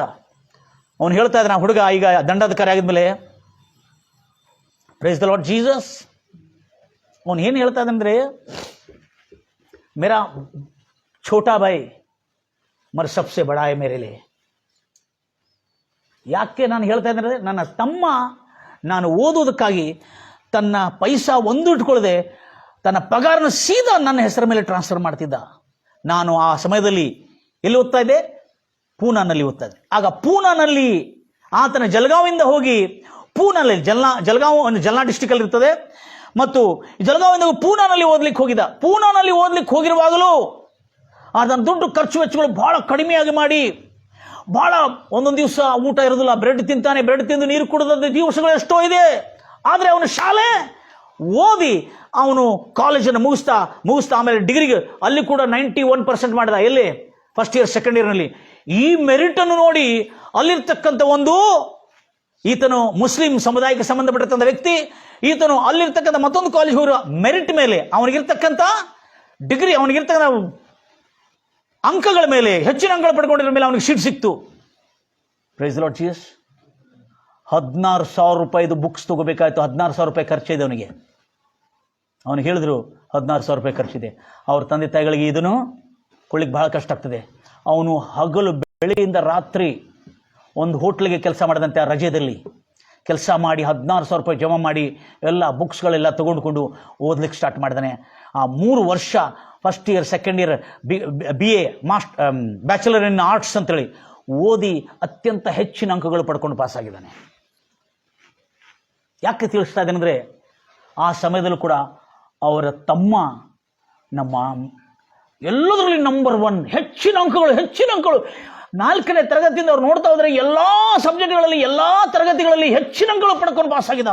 ಆದರೆ ಅವನು ಹೇಳ್ತಾ ಇದ್ದಾನೆ, ಬಟ್ಟೆ ಹಾಕಲಿಕ್ಕಿಲ್ಲಾಗಿತ್ತು, ಹರಿದಿದ್ದ ಬಟ್ಟೆಗಳಿತ್ತು, ಅವುಗಳನ್ನು ಹೊಲ್ಕೊಂಡೇ ನಾನು ಹೋಗ್ತಾ ಇದ್ದೆ. ಭಾಳ ಹಳೆ ಚಪ್ಪಲಿತ್ತು, ಅದು ಹರಿದಿತ್ತು. ಆವಾಗ ನಾನು ಹೋಗ್ತಾ ಇದ್ದೆ ಶಾಲೆಗೆ, ಕಾಲೇಜ್ಗೆ. ಅಲ್ಲಿ ಹೋಗ್ತಾ ಇದ್ರೆ ಎಲ್ಲರೂ ನೋಡ್ತಿದ್ರು. ಆದರೆ ಯಾರು ಏನು ನೋಡಲಿ, ನಾನು ಈ ಬಡತನದಲ್ಲಿ ಇದ್ದ ಬಡ ಮಕ್ಕಳಿಗೆ ಇಷ್ಟು ಲಂಚ ತಗೊಂಡ್ರೆ ಆ ಹುಡುಗರು ಹೆಂಗೆ ಬದುಕಬೇಕು? ಈ ಲಂಚ ಎಂಬ ದುಷ್ಟತನದಿಂದ, ಈ ಭ್ರಷ್ಟತೆಯಿಂದ, ಬಡತನ ಎಂಬ ಈ ಹಸುವೆ, ಈ ಊಟ ಇಲ್ಲದಂಥ ಪರಿಸ್ಥಿತಿಗಳಿಂದ ನಾನು ಅನೇಕ ಜನರಿಗೆ ಸೇವೆ ಮಾಡಬೇಕು. ಅವರಿಗೆ ನಾನು ಈ ಭ್ರಷ್ಟತೆಯಿಂದ ಬಿಡುಗಡೆ ಕೊಡಬೇಕೆಂಬ ಈ ಒಂದು ಸಂಕಲ್ಪ, ಈ ಒಂದು ಛಲ ಇಟ್ಕೊಂಡು ಓದ್ತಾ ಇದ್ದಾನೆ. ಹಗಲು ರಾತ್ರಿ ಒಂದು ಮಾಡಿದ್ದಾನೆ ಬ್ರದರ್. ಎಲ್ಲರೂ ಹೇಳ್ತೀರಲ್ವಯ್ಯ? ಇವನ ಸಂಕಲ್ಪ ನೋಡಿ, ಇವನು ಪಾಸ್ ಆಗ್ತಿರೋದು ನೋಡಿ ಅವರ ತಂದೆ ತಾಯಿ ಆದ್ರೆ ಹಕ್ಕಬಕ್ಕ ಆಗ್ತಿದ್ರು, ಆದರೆ ಬರ್ತಾ ಅವರ ಆರ್ಥಿಕ ಸ್ಥಿತಿ ಬಹಳ ಕಡಿಮೆ. ಯಾಕಂದ್ರೆ ಇವನಿಗೆ ಬಹಳ ದುಡ್ಡು ಕೊಡಬೇಕಾಗ್ತದೆ ಇವನು. ಆದರೆ ಅವ್ರ ಅಣ್ಣ ಬರ್ತಾ ಆಮೇಲೆ ಅವನಿಗೆ 6,000 ರೂಪಾಯಿ ಪಗಾರ ಆಯಿತು. 6,000 ತಮ್ಮನಿಗೆ 6,000 ಪಗಾರ ಆದರೂ ತನ್ನ ಅಣ್ಣನ ಓದ್ತಾ ಇದ್ದಾನಂತೇಳಿ ಅಲ್ಲಿಂದ 1 ಪೈಸೆ ತಗೊಳ್ಳೋದು ಸೀದಾ ಅವರ ಅಣ್ಣನ ಅಕೌಂಟಲ್ಲಿ ಟ್ರಾನ್ಸ್ಫರ್ ಮಾಡಿ ಅಲ್ಲೇ ಒಂದು ರೂಮ್ ತಗೊಂಡು, ಒಂದು ದೋಸ್ತಿಲ ರೂಮ್ಗಳಲ್ಲಿ ಇದ್ದು, ಒಂದೊಂದು ದಿವಸ ಊಟ ಇರ್ತಿಲ್ಲಾಗಿತ್ತು. ದೋಸ್ತುಗಳು ಊಟ ಕೊಟ್ಟರೆ ತಿಂತಾ ಇದ್ದ. Praise Lord Jesus. ಆದರೆ ಒಂದು ಸಂಕಲ್ಪ ಇತ್ತು, ನಾನು ಒಂದು ದೊಡ್ಡ ದಂಡಾಧಿಕಾರಿ, ಒಂದು ಡಿಸ್ಟ್ರಿಕ್ಟ್ ಮ್ಯಾಜಿಸ್ಟ್ರೇಟ್ ಆಗಲೇಬೇಕು, IAS ಆಫೀಸರ್ ಆಗಲೇಬೇಕನ್ನೋ ಸಂಕಲ್ಪ ಇಟ್ಕೊಂಡಿದ್ದಾನೆ. जो भी सोचो मेरे प्रियो, आज तुम जो भी सोचो करना चाहिए, बल्कि आज तुम सोचे तो वो कर सकते. ಬೈಬಲ್ बोलता है. ನೀನು ಏನು ಯೋಚನೆ ಮಾಡ್ತೀಯ ಅದು ಆಗ್ತಿ. ಕಳ್ಳನೇ ಆಗ್ಬಿಡ್ತೀವಿ, ಕೈದಿನಾಗ್ಬಿಡ್ತೀನಿ. ಆದರೆ ನಾನು ದೊಡ್ಡ ಅಧಿಕಾರಿ ಆಗಬೇಕು, ನಾನು ಜನಕ್ಕೆ ಸೇವೆ ಮಾಡಬೇಕನ್ನತಕ್ಕಂಥ ಸಂಕಲ್ಪ ಇಟ್ಕೊಂಡು ಇಂಥ ಭ್ರಷ್ಟತೆಯನ್ನು ನಿರ್ಮೂಲ ಮಾಡಬೇಕನ್ನತಕ್ಕಂಥ ಸಂಕಲ್ಪ ಇಟ್ಕೊಂಡು ಈತನು ಓದ್ತಾ ಆತನು BCom BA ಪಾಸ್ ಆಗ್ತಾನೆ, ಬ್ಯಾಚುಲರ್ ಇನ್ ಆರ್ಟ್ಸ್ ಪಾಸ್ ಆಗ್ತಾನೆ. ಈಗ 19ನೇ ವರ್ಷ. ನಾನು ಹೇಳೋದೇನೆಂದರೆ, ಭಾರತದಲ್ಲಿ ಅತ್ಯಂತ ಚಿಕ್ಕ ಯವನಸ್ಥನು, ಯಂಗೆಸ್ಟ್ IAS ಆಫೀಸರ್ 21 ವರ್ಷದ ಯುವಕ ಈತನು IASಕ್ಕಾಗಿ ಅಂದರೆ UPSC ಎಕ್ಸಾಮ್ ಬರೆಯೋದಕ್ಕಾಗಿ ಆ ತರಬೇತಿ ಕೇಂದ್ರದಲ್ಲಿ ತಮ್ಮ ಸೇರ್ಪಡೆ ಮಾಡಿಕೊಳ್ತಾನೆ, ಅಡ್ಮಿಷನ್ ಮಾಡಿಕೊಳ್ತಾನೆ. ಈತನು ಬಹಳ ಬಡ ಹುಡುಗ, ಹಳೆ ಬಟ್ಟೆಗಳು. ಆ ಕಾಲೇಜ್ ಒಳಗೆ ಹೋಗಿದ ಕೂಡಲೇ IAS ಆಫೀಸರ್ಗೆ ಓದಲಿಕ್ಕೆ ಬ್ರದರ್ 35 ವರ್ಷದ ಹುಡುಗರು, 35ಕ್ಕಿಂತ ಹೆಚ್ಚು ಕಡಿಮೆ ಇದ್ದವರು, 25 ವರ್ಷದ ಹುಡುಗರು, ಅಂಥ ಜನರು ಇದಾನಂತೆ. ಇವನು ಹೋಗಿದ್ರೆ 19 ವರ್ಷದ ಟೀನೇಜ್ ಯುವಕ, ಸಣ್ಣಗಿದಾನಂತೆ. ಆ ಯುವಕ ಹೋಗಿ ಕುಂತು ಕೂಡಲೇ ಎಲ್ಲರೂ ನೋಡ್ತಿದ್ದಾರಂತೆ.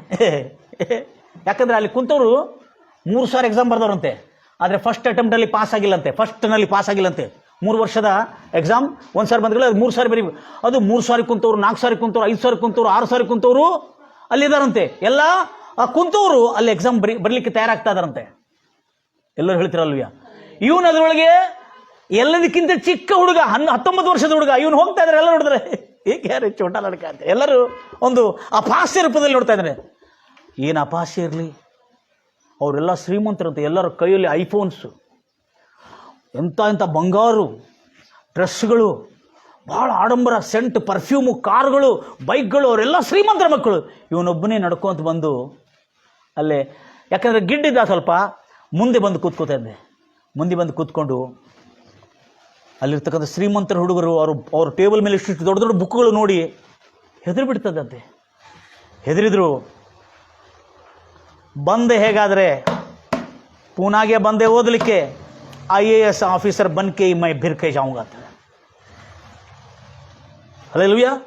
ನಾನೊಂದು ದೊಡ್ಡ ಆಫೀಸರ್ ಆಗೇ ಇಲ್ಲಿಂದ ತಿರುಗಿ ಹೋಗ್ತೀನಿ ಎಂಬುದಾಗಿ ಅವನು ಪೂನಾದಲ್ಲಿ ಆ ವರ್ಷಗಳು ಅವನು ಹಬ್ಬಕ್ಕೆ 2 ಸಾರಿ ಹೋಗಿದ್ದಾನಂತೆ. ಹಗಲು ರಾತ್ರಿ ಒಂದು ಮಾಡಿದ ಈ ಹುಡುಗ ಓದಲಿಕ್ಕೆ. ಇದು 3 ವರ್ಷದ ಕಾಲ ಇರ್ತದೆ ಬ್ರದರ್. ಈ 3 ವರ್ಷದ ಕಾಲ, ಇದು ಸ್ಟೆಪ್ ಹೇಳ್ತೇನೆ ನಾನು, ಭಾಳ ಈಸಿ ಇದೆ. ನೀವು ದುಡಿದ್ರೆ ನೀವು ಕೂಡ IAS ಆಫೀಸರ್ ಆಗ್ತೀರಿ, ನನ್ನ ಕೇಳೋರು. ಈತನು ಗಂಭೀರವಾಗಿ ಹೇಳ್ತಾರಲ್ವ್ಯಾ, ಈತನು ಅಡ್ಮಿಷನ್ ಮಾಡ್ಕೊಳ್ತಾನೆ. 2012 ಹೋಗಿ ಈತನು ಆ 2012 ಆದಮೇಲೆ ಅಲ್ಲಿ ಹೋಗಿ ಅಡ್ಮಿಷನ್ ಮಾಡ್ಕೊಳ್ತಾನೆ. ಈತನು ಬ್ಯಾಚುಲರ್ ಆಫ್ ಆರ್ಟ್ಸ್ ಪಾಸ್ ಆಗಿದ ಮೇಲೆ ಹೋಗಿ ಪಾಸ್ ಮಾಡಿಕೊಂಡು ಅಲ್ಲಿ ಅಡ್ಮಿಷನ್ ಮಾಡ್ಲಿಕ್ಕೆ ಹೋಗ್ತಾನೆ. ಅಡ್ಮಿಷನ್ ಮಾಡ್ತಾನೆ. ಇವನು ಅಂಕಗಳು ನೋಡಿ ಅವನಿಗೆ ಅಡ್ಮಿಷನ್ ಮಾಡ್ಕೋತಾರೆ. ಈಗ IAS ಆಫೀಸರ್ಗೆ UPS ಎಕ್ಸಾಮ್ ಕೊಡ್ತಬೇಕು. IAS ಆಫೀಸರ್ ಆಗಬೇಕಾದ್ರೆ UPS exam, UPS union public service commission ಆಯುಕ್ತ, ಈ ಒಂದು ಎಕ್ಸಾಮ್ ಕೂದಬೇಕು. ಈ ಒಂದು ಎಕ್ಸಾಮ್ ಕೂತ್ಕೊಳ್ಳೋಕೆ ಆತನು 3 ವರ್ಷ ಹಗಲು ರಾತ್ರಿ ದುಡಿತಾನೆ. ಅಲ್ಲಿ ಒಂದು 9 ಹುಡುಗರ ಸ್ನೇಹಿತ ಗ್ರೂಪ್ ಆಯಿತು. ಎಲ್ಲ ಒಳ್ಳೆ ಹುಡುಗರು ಇವರು, ಆದರೆ ಭಾಳ ಶ್ರೀಮಂತರು. ಎಲ್ಲರೂ ಹೇಳ್ತೀರಾ ಹಲ್ಲೆಲೂಯಾ? ಆದರೆ ಈ ಹುಡುಗ ಹೇಳ್ತಾ ಇದ್ದಾನೆ, ಆ 9 ಹುಡುಗರಲ್ಲಿ ನಾನೊಬ್ಬನೇ ಮುಸ್ಲಿಂ ಆಗಿದೆ ಮತ್ತು ಮಿಕ್ಕವರೆಲ್ಲರೂ ನಾನ್ ಮುಸ್ಲಿಂ ಆಗಿದ್ರು, ಆದರೆ ನನ್ನನ್ನು ಭಾಳ ಪ್ರೀತಿ ಮಾಡ್ತಾ ಇದ್ದರು. ನಾನು ಚೆನ್ನಾಗಿ ಓದ್ತಾ ಇದ್ದೆ. ನನ್ನ ಹತ್ರ ಬುಕ್ ತೊಗೊಳ್ಳಿಕ್ಕೆ, ಅಷ್ಟು ದೊಡ್ಡ ದೊಡ್ಡ ಬುಕ್ ತೊಗೊಳ್ಳಿಕ್ಕೆ ದುಡ್ಡಿಲ್ಲ ನನ್ನ ಹತ್ರ. ನನ್ನ ಫ್ರೆಂಡ್ಸ್ಗಳು ನನಗೆ ಬುಕ್ಸ್ ಕೊಟ್ಟು ನನಗೆ ಸಹಾಯ ಮಾಡಿದರು. ಇಷ್ಟು ದೊಡ್ಡ ಬುಕ್ಸ್ ಉಂಟು. ಅವರ ಬುಕ್ಸ್ಗಳನ್ನು ಓದ್ತಾ ಇದ್ದೆ. ಹಣ ಇಲ್ಲದಾಗ ಮುಜೆ ಕುಚ್ ಮದತ್ ಕರು ಅಂದರೆ ಅವರು ಶ್ರೀಮಂತರು, ಎಲ್ಲರೇ ಪೈಸಾ ಅಂತೇಳಿ. ಅವರು ದೋಸ್ತರು, ತಂದೆ ತಾಯಿಗಳು ಕಳಿಸಿರುವ ದುಡ್ಡು ಸಾಕಾಗ್ತಿಲ್ಲಾಗಿತ್ತಂತೆ. ಅವನು ಹೇಳ್ತಾ ಇದ್ದಾನೆ, ಮೇರೆ ದೋಸ್ತೋಂ ಕಾ ಭಿ ಅಹಮಿಯತ್ ಹೈ, ನನ್ನ ಸ್ನೇಹಿತರು ಕೂಡ ನನಗೆ ಬಹಳ ಸಹಾಯ ಮಾಡಿದ್ದಾರೆ. ಅವರು ಯಾರೂ ಮುಸ್ಲಿಂ ಅಲ್ಲ, ಎಲ್ಲರೂ ನಾನ್ ಮುಸ್ಲಿಂ ಆಗಿದ್ರು, ನಾನೊಬ್ಬರೇ ಮುಸ್ಲಿಂ ಹುಡುಗ ಆಗಿದ್ದೆ ಅಂತ ಹೇಳ್ತಾ ಇದ್ದಾನೆ. ಈಗ ಅವರೆಲ್ಲರೂ 6 ಜನ, 9 ಜನರಲ್ಲಿ ಈತನು 9ನೇ ಮನುಷ್ಯ ಹುಡುಗ. ಈತನು ರಾತ್ರಿ ಹಗಲು ಓದಿ ಓದಿ ಬರಿತಾ ಇದ್ರೆ ಕೈ ಬಾತ್ಕೊಳ್ತಿದ್ದಂತೆ. ನಮಗೇನಲ್ಲ, ಕೊಂಡ್ರಲಿಕ್ಕೆ ಬೇಜಾರು ಬರ್ತೈತಿ. ಹೊಟ್ಟೆ ತುಂಬ ಊಟ ಮಾಡಿ ತಾಯಿ ತಂದೆಗಳ ಬಟ್ಟೆ ಗಿಟ್ಟೆ ಎಲ್ಲ ಹೊಳಿಸಿರ್ತಾರೆ, ಹೊಟ್ಟೆ ತುಂಬ, ಮತ್ತು ಪೌಡ್ರ್ ಗಿಡ್ರ್ ಹಾಕಿ ಶಂಡ್ ಗಿಟ್ ಹಾಕಿರ್ತಾರೆ. ಇದಲ್ಲ ಓದಕ್ಕೆ ಟೈಮ್ ಇಲ್ಲ, ಓದಕ್ಕೆ ಟೈಮ್ ಇಲ್ಲ. ಈಗ ಇಷ್ಟು ತಂದೆ ತಾಯಿಗೆ ಮಕ್ಕಳು ಕಣ್ಣು ತೋರಿಸ್ತಾರೆ. ನನಗೆ ನೋಡಿ ಇದೇ ಏಮನ್ಕೊಂಡು ಏನು ತಿಳ್ಕೊಂಡಿದ್ದೀನಿ, ತಂದೆ ತಾಯಿಗಳಿಗೆ ಮಕ್ಕಳು ಗುಡ್ಡು ಇತ್ತು ತೋರಿಸ್ತಾರೆ, ಲಟಕ್ ಹೊರಗೆ ಬಂದಿರ್ತಲ್ಲ ಲಟಕ್ ಅಂತೇಳಿ. ನಾನು ಹೇಳಿದೆ ಇದೇನ್ರಿ ಹಿಂಗೆ ಸೀನ್ ಐತೆ ಅಂತ ಹೇಳಿದೆ. ಆದರೆ ಈ ಹುಡುಗ ಬಂದೆ, ನಾನು IAS ಆಫೀಸರ್ ಆಗಲೇಬೇಕು ತೀರ್ಮಾನ ಮಾಡಿಕೊಂಡು. ಅವ್ರ ತಮ್ಮ ಪ್ರತಿ ತಿಂಗಳು ಕಳಿಸ್ತಾನೆ, ಸಾಕಾಗ್ತಾ ಇಲ್ಲ. ಇವನು ಕೆಲಸ ಮಾಡ್ತಾ, ಈ ಕೆಲಸ ಮಾಡಲಿಕ್ಕೆ ಕಷ್ಟ ಆಗ್ತದೆ. 3 ವರ್ಷ ಓದಿ ಎಕ್ಸಾಮ್ಗೆ ಹೋಗಿದ್ದಾರೆ ಇವರು. ಎಲ್ಲರೂ ಹೇಳ್ತೀರಲ್ವಯ್ಯ? ಈ ಎಕ್ಸಾಮ್ ಅಂತ 6 ದಿವಸ 6 ಎಕ್ಸಾಮ್ ಕಂಟಿನ್ಯೂ, ಒಂದು ರೆಸ್ಟ್ ಇಲ್ಲ. ಒಂದೊಂದು ದಿವಸದಲ್ಲಿ 6 ತಾಸು ಬರಿಬೇಕು, 4000 ಅಕ್ಷರಗಳು ಬರೀಬೇಕು, ಎಕ್ಸಾಮ್ ಬರೀಬೇಕು. ಇನ್ನೊಂದು ಕೇಳಿದ್ರೆ ಆಶ್ಚರ್ಯ ಪಡ್ತೀರ ನನ್ನ ಪ್ರಿಯ ಸಹೋದರಿ. ಈ ಎಕ್ಸಾಮ್ UPS ಎಕ್ಸಾಮ್ ಬರಲಿಕ್ಕೆ ಭಾರತ ದೇಶದಲ್ಲಿ 4.5 ಲಕ್ಷ ಜನರು ಇದಕ್ಕೆ ಎಕ್ಸಾಮ್ಗಾಗಿ ಸ್ಪರ್ಧಿಸಿದ್ರಂತೆ, ಬರೀಲಿಕ್ಕೆ ಕೂತ್ಕೊಂಡಿದ್ರಂತೆ. 4.5 ಲಕ್ಷ ಜನರು. ಈತನು ರಾತ್ರಿ ಹಗಲು 1-2 ಮಾಡಿ ಎಕ್ಸಾಮ್ ಬರೆದು ಬಂದ. ಈಗ ಎಕ್ಸಾಮ್ ರಿಸಲ್ಟ್ ಬರಬೇಕು. ಪಾಪ ಅವರ ದೋಸ್ತರ ರೂಮ್ನಲ್ಲೇ ಇದ್ದಾನೆ ಇವನು. ಸ್ವಲ್ಪ ಬಾಡಿಗೆ ಕೊಟ್ಟು ಹೇಗಾರೆ ಮಾಡಿ ನಡಿಬೇಕಲ್ಲ ಅಂತೇಳಿ ಅದರಲ್ಲಿ ಕೆಲಸ ಮಾಡ್ತಾ ಇದ್ದಾನೆ. ಸುಮ್ಮನೆ ಆ ರಜೆ ಇದ್ದಾಗ ಅಷ್ಟೇ. ಅವನಿಗೆ ಭಾಳ ಹೆದರಿಕೆ ಆಗ್ತದೆ ಎಕ್ಸಾಮ್ ರಿಸಲ್ಟ್. ಆದರೆ ರಿಸಲ್ಟ್ ಹೆಂಗಂದ್ರೆ, ಇದು MBBS ಮಾಡಿದಂಗಲ್ರಿ, 5 ವರ್ಷ ಮಾಡಿದ್ಕೊಂಡು ಡಾಕ್ಟರ್ ಆಗಿದಂಗೆ. ಇದು ಪ್ರಿಡಿಕ್ಟ್ ಮಾಡೋಕ್ಕಾಗೋದಿಲ್ಲ. ಒಂದೊಂದು ಸರಿ 9 ವರ್ಷ ಆಗ್ಬೋದು, 6 ವರ್ಷ ಆಗ್ಬೋದು ಅಂತ IAS ಆಫೀಸರ್. ಯಾಕಂದರೆ ಪ್ರತಿ ಸಾರಿ ಅದನ್ನು ಸಬ್ಜೆಕ್ಟ್ ಮಾರ್ಕ್ಗಳು ಕಡಿಮೆ ಬಂದರೆ ಅವ್ರಿಗೆ ಸಿಗೋದಿಲ್ಲ ಅದು UPS ಪಾಸ್ ಆಗಲಿಕ್ಕೆ. ಅಂತ ಎಷ್ಟೋ ಜನರು ಅವ್ರ ಜೊತೆಲಿದ್ದಾರಂತೆ. ಅವರನ್ನು ಕಾಂಪೀಟ್ ಮಾಡಬೇಕು ಮತ್ತು ಬಡತನವನ್ನು ಎದುರಿಸಬೇಕು, ಊಟ ಇಲ್ಲದೆ ಎದುರಿಸಬೇಕು ಮತ್ತು ರಾತ್ರಿಗಳು ದುಡಬೇಕು, ಓದಬೇಕು, ಪುಸ್ತಕಗಳು ಬೇರೆ ದೋಸ್ತರ ಕಡೆ ಕೇಳ್ಕೊಂಡು ತಗೊಂಡು ಓದ್ತಾ ಇದ್ದಾನೆ.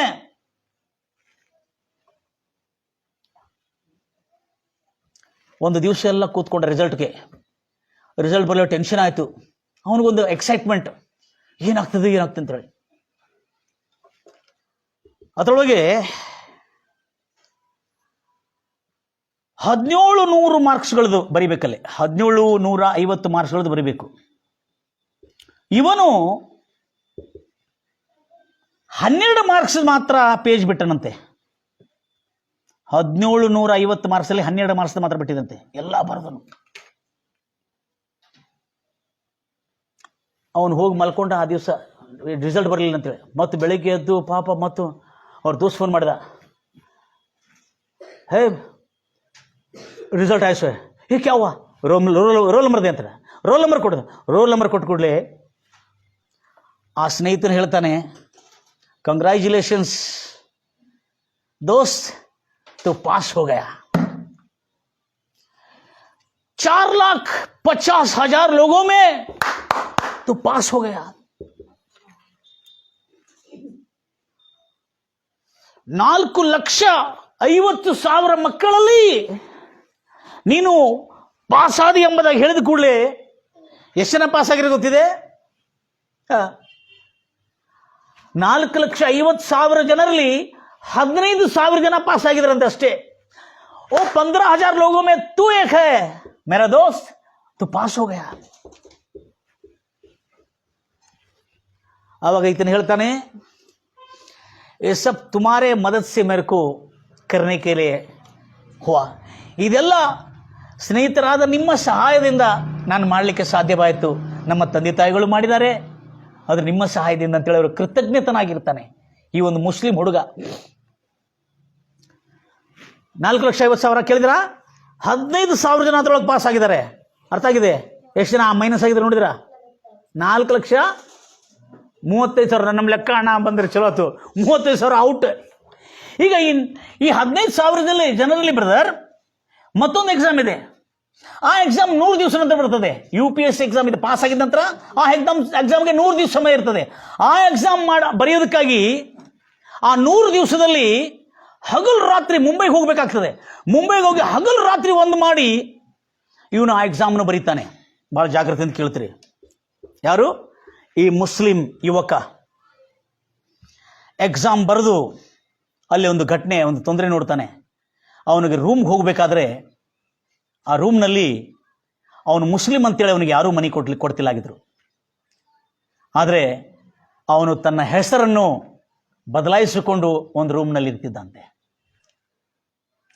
ಇದು ಒಂದು ಅವನ ಹೃದಯದಲ್ಲಿ ನೋವು ಬಂದಿತ್ತು. ಈ ಹಿಂದೂ ಮುಸ್ಲಿಂ ಕ್ರಿಶ್ಚಿಯನ್ ಮತಭೇದ ಏನಿದೆಯಲ್ಲ, ಈ ಮತಭೇದದ ವಿಷಕಂಠವನ್ನು ನಾನು ನಿರ್ಮೂಲ ಮಾಡಬೇಕು, ಈ ಜನರಲ್ಲಿ ಪ್ರೀತಿ ಐಕ್ಯತೆಯನ್ನು ತರಬೇಕನ್ನತಕ್ಕಂಥ ಸಂಕಲ್ಪ ಕಟ್ಕೊಂಡನಂತೆ. Price Lord Jesus. ಪ್ರೀತಿಯಲ್ಲಿ ಎಷ್ಟೋ ಸುಖ ಇದೆ ಎಂಬುದಾಗಿ ಆತನಿಗೆ ಗೊತ್ತಾಯ್ತು. ಯಾರು? ಅನ್ಯನು, ಕ್ರೈಸ್ತವನಲ್ಲ. ಆದರೆ ಆತ್ಮೀಯರು ನಾವೆಷ್ಟು ಜಾಗರೂಕರಾಗಿರಬೇಕು. ನೆಕ್ಸ್ಟ್, ಈಗ ಈ ಎಕ್ಸಾಮ್ಗೆ ಏನಂತಾರೆ, ಮುಂಬೈನಲ್ಲಿ ಬರೆಯುವ ಎಕ್ಸಾಮ್ಗೆ, ಈ IAS ಮೇನ್ಸ್ ಎಕ್ಸಾಮ್ ಎಂಬುದಾಗಿ ಹೇಳ್ತಾರೆ. ಈ ಮೇನ್ಸ್ ಎಕ್ಸಾಮ್ ಬರಲಿಕ್ಕೆ 100 ದಿವಸ ಹೋಗ್ತದೆ. ಈ 100 ದಿವಸನೂ ದಿನ ರಾತ್ ಏಕ್ ಕರ್ ದಿಯಾ, ಓದಿ ಓದಿ ಓದಿ ಅದರದ್ದು ರಿಸಲ್ಟ್ ಬರ್ತದೆ. 15,000 ಮಕ್ಕಳಲ್ಲಿ 2,800 ಮಕ್ಕಳು ಪಾಸ್ ಆಗ್ತಾರಂತೆ. ಅದರಲ್ಲಿ ಎಸ 4 ಲಕ್ಷ ಹೋಯ್ತು. 15,000 ವಿದ್ಯಾರ್ಥಿಯಲ್ಲಿ 2,800 ಮಕ್ಕಳು ಪಾಸ್ ಆಗ್ತಾರಂತೆ. ಆ ಪಾಸ್ ಆಗಿದ ಕೂಡಲೇ ಅವರಿಗೆ ಇಂಟರ್ವ್ಯೂ ಸಿಗ್ತದೆ. ಯಾಕಂದರೆ ದಂಡಾಧಿಕಾರಿ ಆಗಲಿಕ್ಕೆ ಇನ್ನೊಂದು ಇಂಟರ್ವ್ಯೂ ಇದೆ, ಅದಕ್ಕೆ 40 ದಿವಸ ಸಮಯ ಇರ್ತದೆ.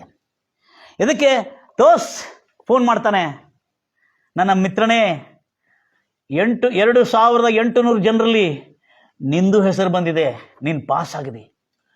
ಗೊತ್ತಿದೆ ನಿಮಗೆ, ಇಂಡಿಯಾ ರೆಕಾರ್ಡ್ ಆಗಿಬಿಟ್ಟಿದೆ. ಅತ್ಯಂತ ಕಿರಿಯ ಯುವಕನು, 21 ವರ್ಷದ ಯುವಕನು, ಈ ಹುಡುಗ ಮಾತ್ರವೇ ಅವನ ರೆಕಾರ್ಡ್ ಇವತ್ತು ಯಾರೂ ಮುಡ್ಲಿಕ್ಕಾಗಿಲ್ಲ. ಪಾಸ್ ಆಗಿದ್ದ ಹುಡುಗ.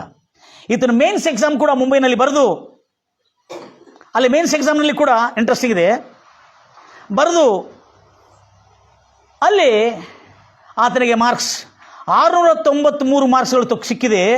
ಕ್ಷಮಿಸಿ, 690 ಮಾರ್ಕ್ಸ್ಗಳಲ್ಲಿ ಪಾಸ್ ಹಾಕ್ಕೊಂಡು ಆತನಿಗೆ ರ್ಯಾಂಕ್ ಬೇಕಾಗಿದೆ. ರ್ಯಾಂಕ್ ಇಲ್ಲೇ ಪಾಸ್ ಆಗಿದ್ದ ಕೂಡಲೇ ಆತನಿಗೆ ಈಗ ಇಂಟರ್ವ್ಯೂಗೆ ಸೆಲೆಕ್ಷನ್ ಆಯ್ತು. ಎಲ್ಲಿ? ಡೆಲ್ಲಿಗೆ. ಈಗ ಇಷ್ಟಕ್ಕೆ ಮುಗಿದಿಲ್ಲ, ಡೆಲ್ಲಿಗೆ ಇಂಟರ್ವ್ಯೂ ಸೆಲೆಕ್ಷನ್ ಆಯಿತು.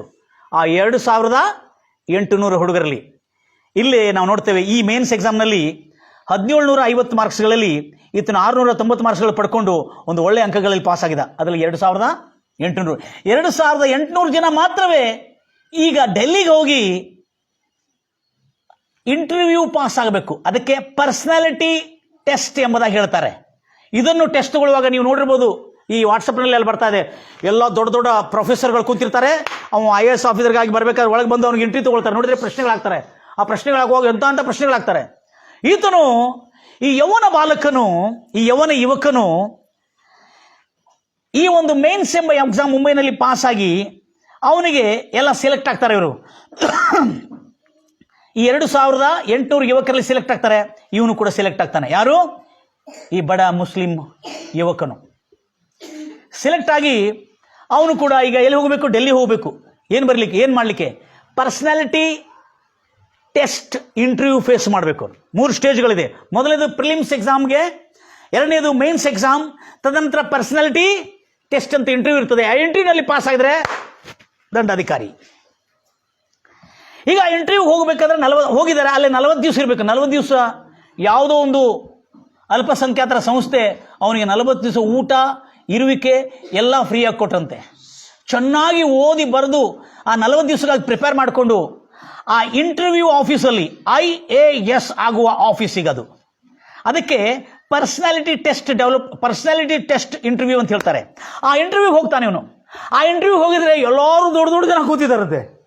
ಗಡ್ಡ ಬಂದವರು, ತಲೆ ಕೂದಲು ಬೆಳಗಾಗಿದ್ದವರು, ಭಾಳ ದೊಡ್ಡ ಎಲ್ಲ ಕಾರು ಗೀರಿನಲ್ಲಿ ಎಲ್ಲ ಭಾಳ ಕರೋಡಪತಿ ಲಕ್ಷಗಳೆಲ್ಲ ಬಂದಿದ್ದಾರೆ. ಇವನು ಒಬ್ಬನೇ ನಡ್ಕೋತ ಬಂದಿದ್ದಾನೆ. ಪಾಪ ಹಳೆ ಸೂಟ್ ಯಾರೋ ಸೂಟ್ ಕೊಟ್ಟಿದ್ದನು. ಪಾಪ ಹಳೆ ಸೂಟ್ ತೊಗೊಂಡು ಚೆನ್ನಾಗಿ ತೊಳ್ಕೊಂಡು ಅದನ್ನು ಹಾಕ್ಕೊಂಡು ಬಂದಿದ್ದಾನೆ. ಅವನು ಆಗಿನ 1 kg ಬೆಳೆದಿಲ್ಲಲ್ಲೇ, ಭಾಳ ತಳ್ಳಗಿದ್ದ ಸಣ್ಣ ಹುಡುಗ. ಎಲ್ಲರೂ ಒಳಗೆ ಹೋಗಿ ಇಂಟರ್ವ್ಯೂ ಹೋಗಿ ಬರ್ತಾ ಇದ್ದಾರೆ. ಒಳಗೆ ಆಫೀಸಲ್ಲಿ ಒಳಗಿಂದ ಹೊರಗೆ ಬರುವಾಗ ಎಷ್ಟೋ ಜನ ಅಳ್ತಿದ್ರಂತೆ, ಅಳ್ಕೋತ ಬಂದಿರಂತೆ. ಅಯ್ಯೋ, ಇದು ಅಳೋದು ನೋಡಿ ಇನ್ನೂ ಹೆದರಿದಂತೆ. ಮಾಹಿತಿ ಇಷ್ಟೇ ಚೋಟ, ಈ ಬುಡ್ಡೆಲ್ಲ ಈ ಎಲ್ಲ ಫೇಲ್ ಆಗಿ ಇಷ್ಟೆಲ್ಲ ಬರ್ದವ್ರು ಅಳ್ಕೋತ ಬರತ್ರ ನಂದೇನಂತೇಳಿ. ಆದರೆ ಒಂದು ಕುಚ್ ಭಿ ಹೋನೆ ದೋ, ಮೈ IAS ಬನ್ ಕೆ ವಾಪಸ್ ಜಾऊंगा. ತೀರ್ಮಾನ ಮಾಡ್ತೀರಾ ಇವತ್ತು ನಾವು ದೊಡ್ಡ ಕಾರ್ಯವನ್ನು ಸಾಧನೆ ಮಾಡ್ತೀವಿ ಅಂತೇಳಿ? ನಮ್ದು ಟೈಮ್ ಆಗಿದ್ರೆ ಮುದುಕರಾಗಿದೆ ಅಂತೇಳಿ ನಮಗೆ ಇವತ್ತಿಗೂ ಚಾನ್ಸ್ ಕೊಟ್ಟಿದ್ದಾನೆ ದೇವರು. ಬೈಬಲ್ ಹೇಳಿದೆ, ಇವರು ಮನಸ್ಸು ಮಾಡಿದ್ದನ್ನು ಮಾಡೋದಕ್ಕೆ, ಸಾಧಿಸೋದಕ್ಕೆ ಯಾರೂ ತಡೆ ಮಾಡ್ಲಿಕ್ಕಾಗೋದಿಲ್ಲ. ದೇವ್ರು ಹೇಳ್ತಾ ಇದ್ರೆ ನಾನು ತಡೆ ಮಾಡ್ಲಿಕ್ಕಾಗೋದಿಲ್ಲ ಎಂಬುದಾಗಿ. ನನ್ನ ಪ್ರಿಯ, ನನ್ನನ್ನು ಕೇಳ್ತಿರ್ತಕ್ಕಂಥ ಎಲ್ಲ ನನ್ನ ಪ್ರಿಯ ಸಹೋದರಿ ಸಹೋದರೇ, ಇವತ್ತೇನಾಯ್ತು? ಈತನು ಹೋಗಿದ್ರು, ಎಲ್ಲರೂ ಹೋಗಿದ್ಕೊಳ್ಳಿ, ಈತನು ಹೋದ ಕೂಡಲೇ ಆ IAS ಆಫೀಸರ್ ಸೆಲೆಕ್ಷನ್ ಮಾಡಿಗೆ ಸೀನಿಯರ್ ರಿಟೈರ್ಡ್ ಆಫೀಸರ್ ಇರ್ತಾರೆ, ಅದಕ್ಕೆಲ್ಲ retired judge, retired officer, retired IAS officers ಎಲ್ಲ ಇರ್ತಾರೆ, ಕಲೆಕ್ಟರ್ಸ್ ಎಲ್ಲ ಇರ್ತಾರೆ.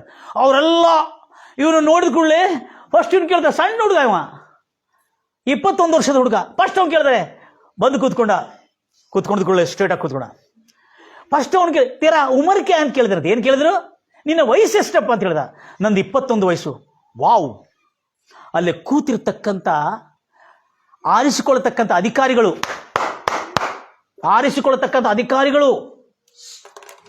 ಗಂಭೀರವಾಗಿ ಹೇಳ್ತಾರಲ್ವ, ಆರಿಸಿಕೊಳ್ಳತಕ್ಕಂಥ ಅಧಿಕಾರಿಗಳು ಆ ಹುಡುಗನ್ ನೋಡಿ ಏಜ್ ಕೇಳಿದ್ರೆ 20. ಅರೆ ಭೈ, how do you came up to this level ಅಂತ ಹೇಳಿದ್ರೆ. ಅವ್ನು ಕೇಳಿದ್ರೆ, ನೀನು ಇಷ್ಟು ದೊಡ್ಡ ಸ್ಟೇಜ್ಗೆ ನೀನು ಫಸ್ಟ್ ಅಟೆಂಪ್ಟ್ ಅಂತೆ. ಅಲ್ಲಿ ಬಂದಿದ್ದವರು ಫಸ್ಟ್ ಅಟೆಂಪ್ಟ್ ಅಲ್ಲ, ಫಸ್ಟ್ ಸಾರಿ ಪಾಸ್ ಆಗಿದ್ರಲ್ಲ, 4 ಸಾರಿ ಪಾಸ್ ಆಗಿದ್ದವ್ರು ಬರಬೇಕಲ್ಲೇ. ಇವನು ಪಾಸ್ ಆಗಿದ್ದು very good, thank you. First attempt ಅಲ್ಲಿ ಗಂಭೀರವಾಗಿ ಹೇಳ್ತಿರಲ್ವ, ಮೊದಲ ಅಟೆಂಪ್ಟ್ ಪಾಸ್ ಆಗಿದ್ದಾನೆ. 21 ವರ್ಷದ ಹುಡುಗ. ಇಲ್ಲಿ ಕೂತಿರ್ತಕ್ಕಂಥ ಇವ್ರ ತರ ಆರಿಸ್ಕೊಳ್ಳೋ ಅಧಿಕಾರಿಗಳು ಬಹಳ ಖುಷಿಯಾದ್ರಂತೆ. ಅವನು ಕೇಳಿದ್ರಂತೆ, ಅವನಿಗೆ ಇಂಟರ್ವ್ಯೂ ಏನು ಕೇಳಿದ್ರಂತೆ, ನೀನು ಹೆಂಗೆ ಬಂದಿದ್ದೀ ಎಂಬುದಾಗಿ ಅವನ ಸ್ಟೋರಿ ಕೇಳಿದ್ರಂತೆ. ಯಾರು? ಅವನಿಗೆ ಪ್ರಶ್ನೆಗಳು ಕೇಳಿಲ್ಲ, ಅವನ ಸ್ಟೋರಿ ಕೇಳಿದ್ರಂತೆ. ನಾನು ಸಣ್ಣದಾಗಿ ನಮ್ಮ ತಂದೆ ಶಾಲೆಯಿಂದ ಹೊರಗೆ ತೆಗಿತಾ ಇದ್ರು, ಎಲ್ಲ ಸ್ಟೋರಿ ಹೇಳ್ದ. ನಾನು ಹೋಟೆಲಲ್ಲಿ ಕೆಲಸ ಮಾಡಿದೆ ಸರ್, ಬುಕ್ ಸಿಗಲಿಲ್ಲ ಸರ್, ಹರಿದಿದ್ದ ಬಟ್ಟೆ ಹಾಕ್ಕೊಂಡು ಹೋಗ್ತಿದ್ದೆ. ಕೇಳ್ತಾ ಇದ್ದಾರೆ, ಅವ್ರ ತಂದೆನೂ ಇಷ್ಟು ದುಡಿತಿದ್ದಾರೆ.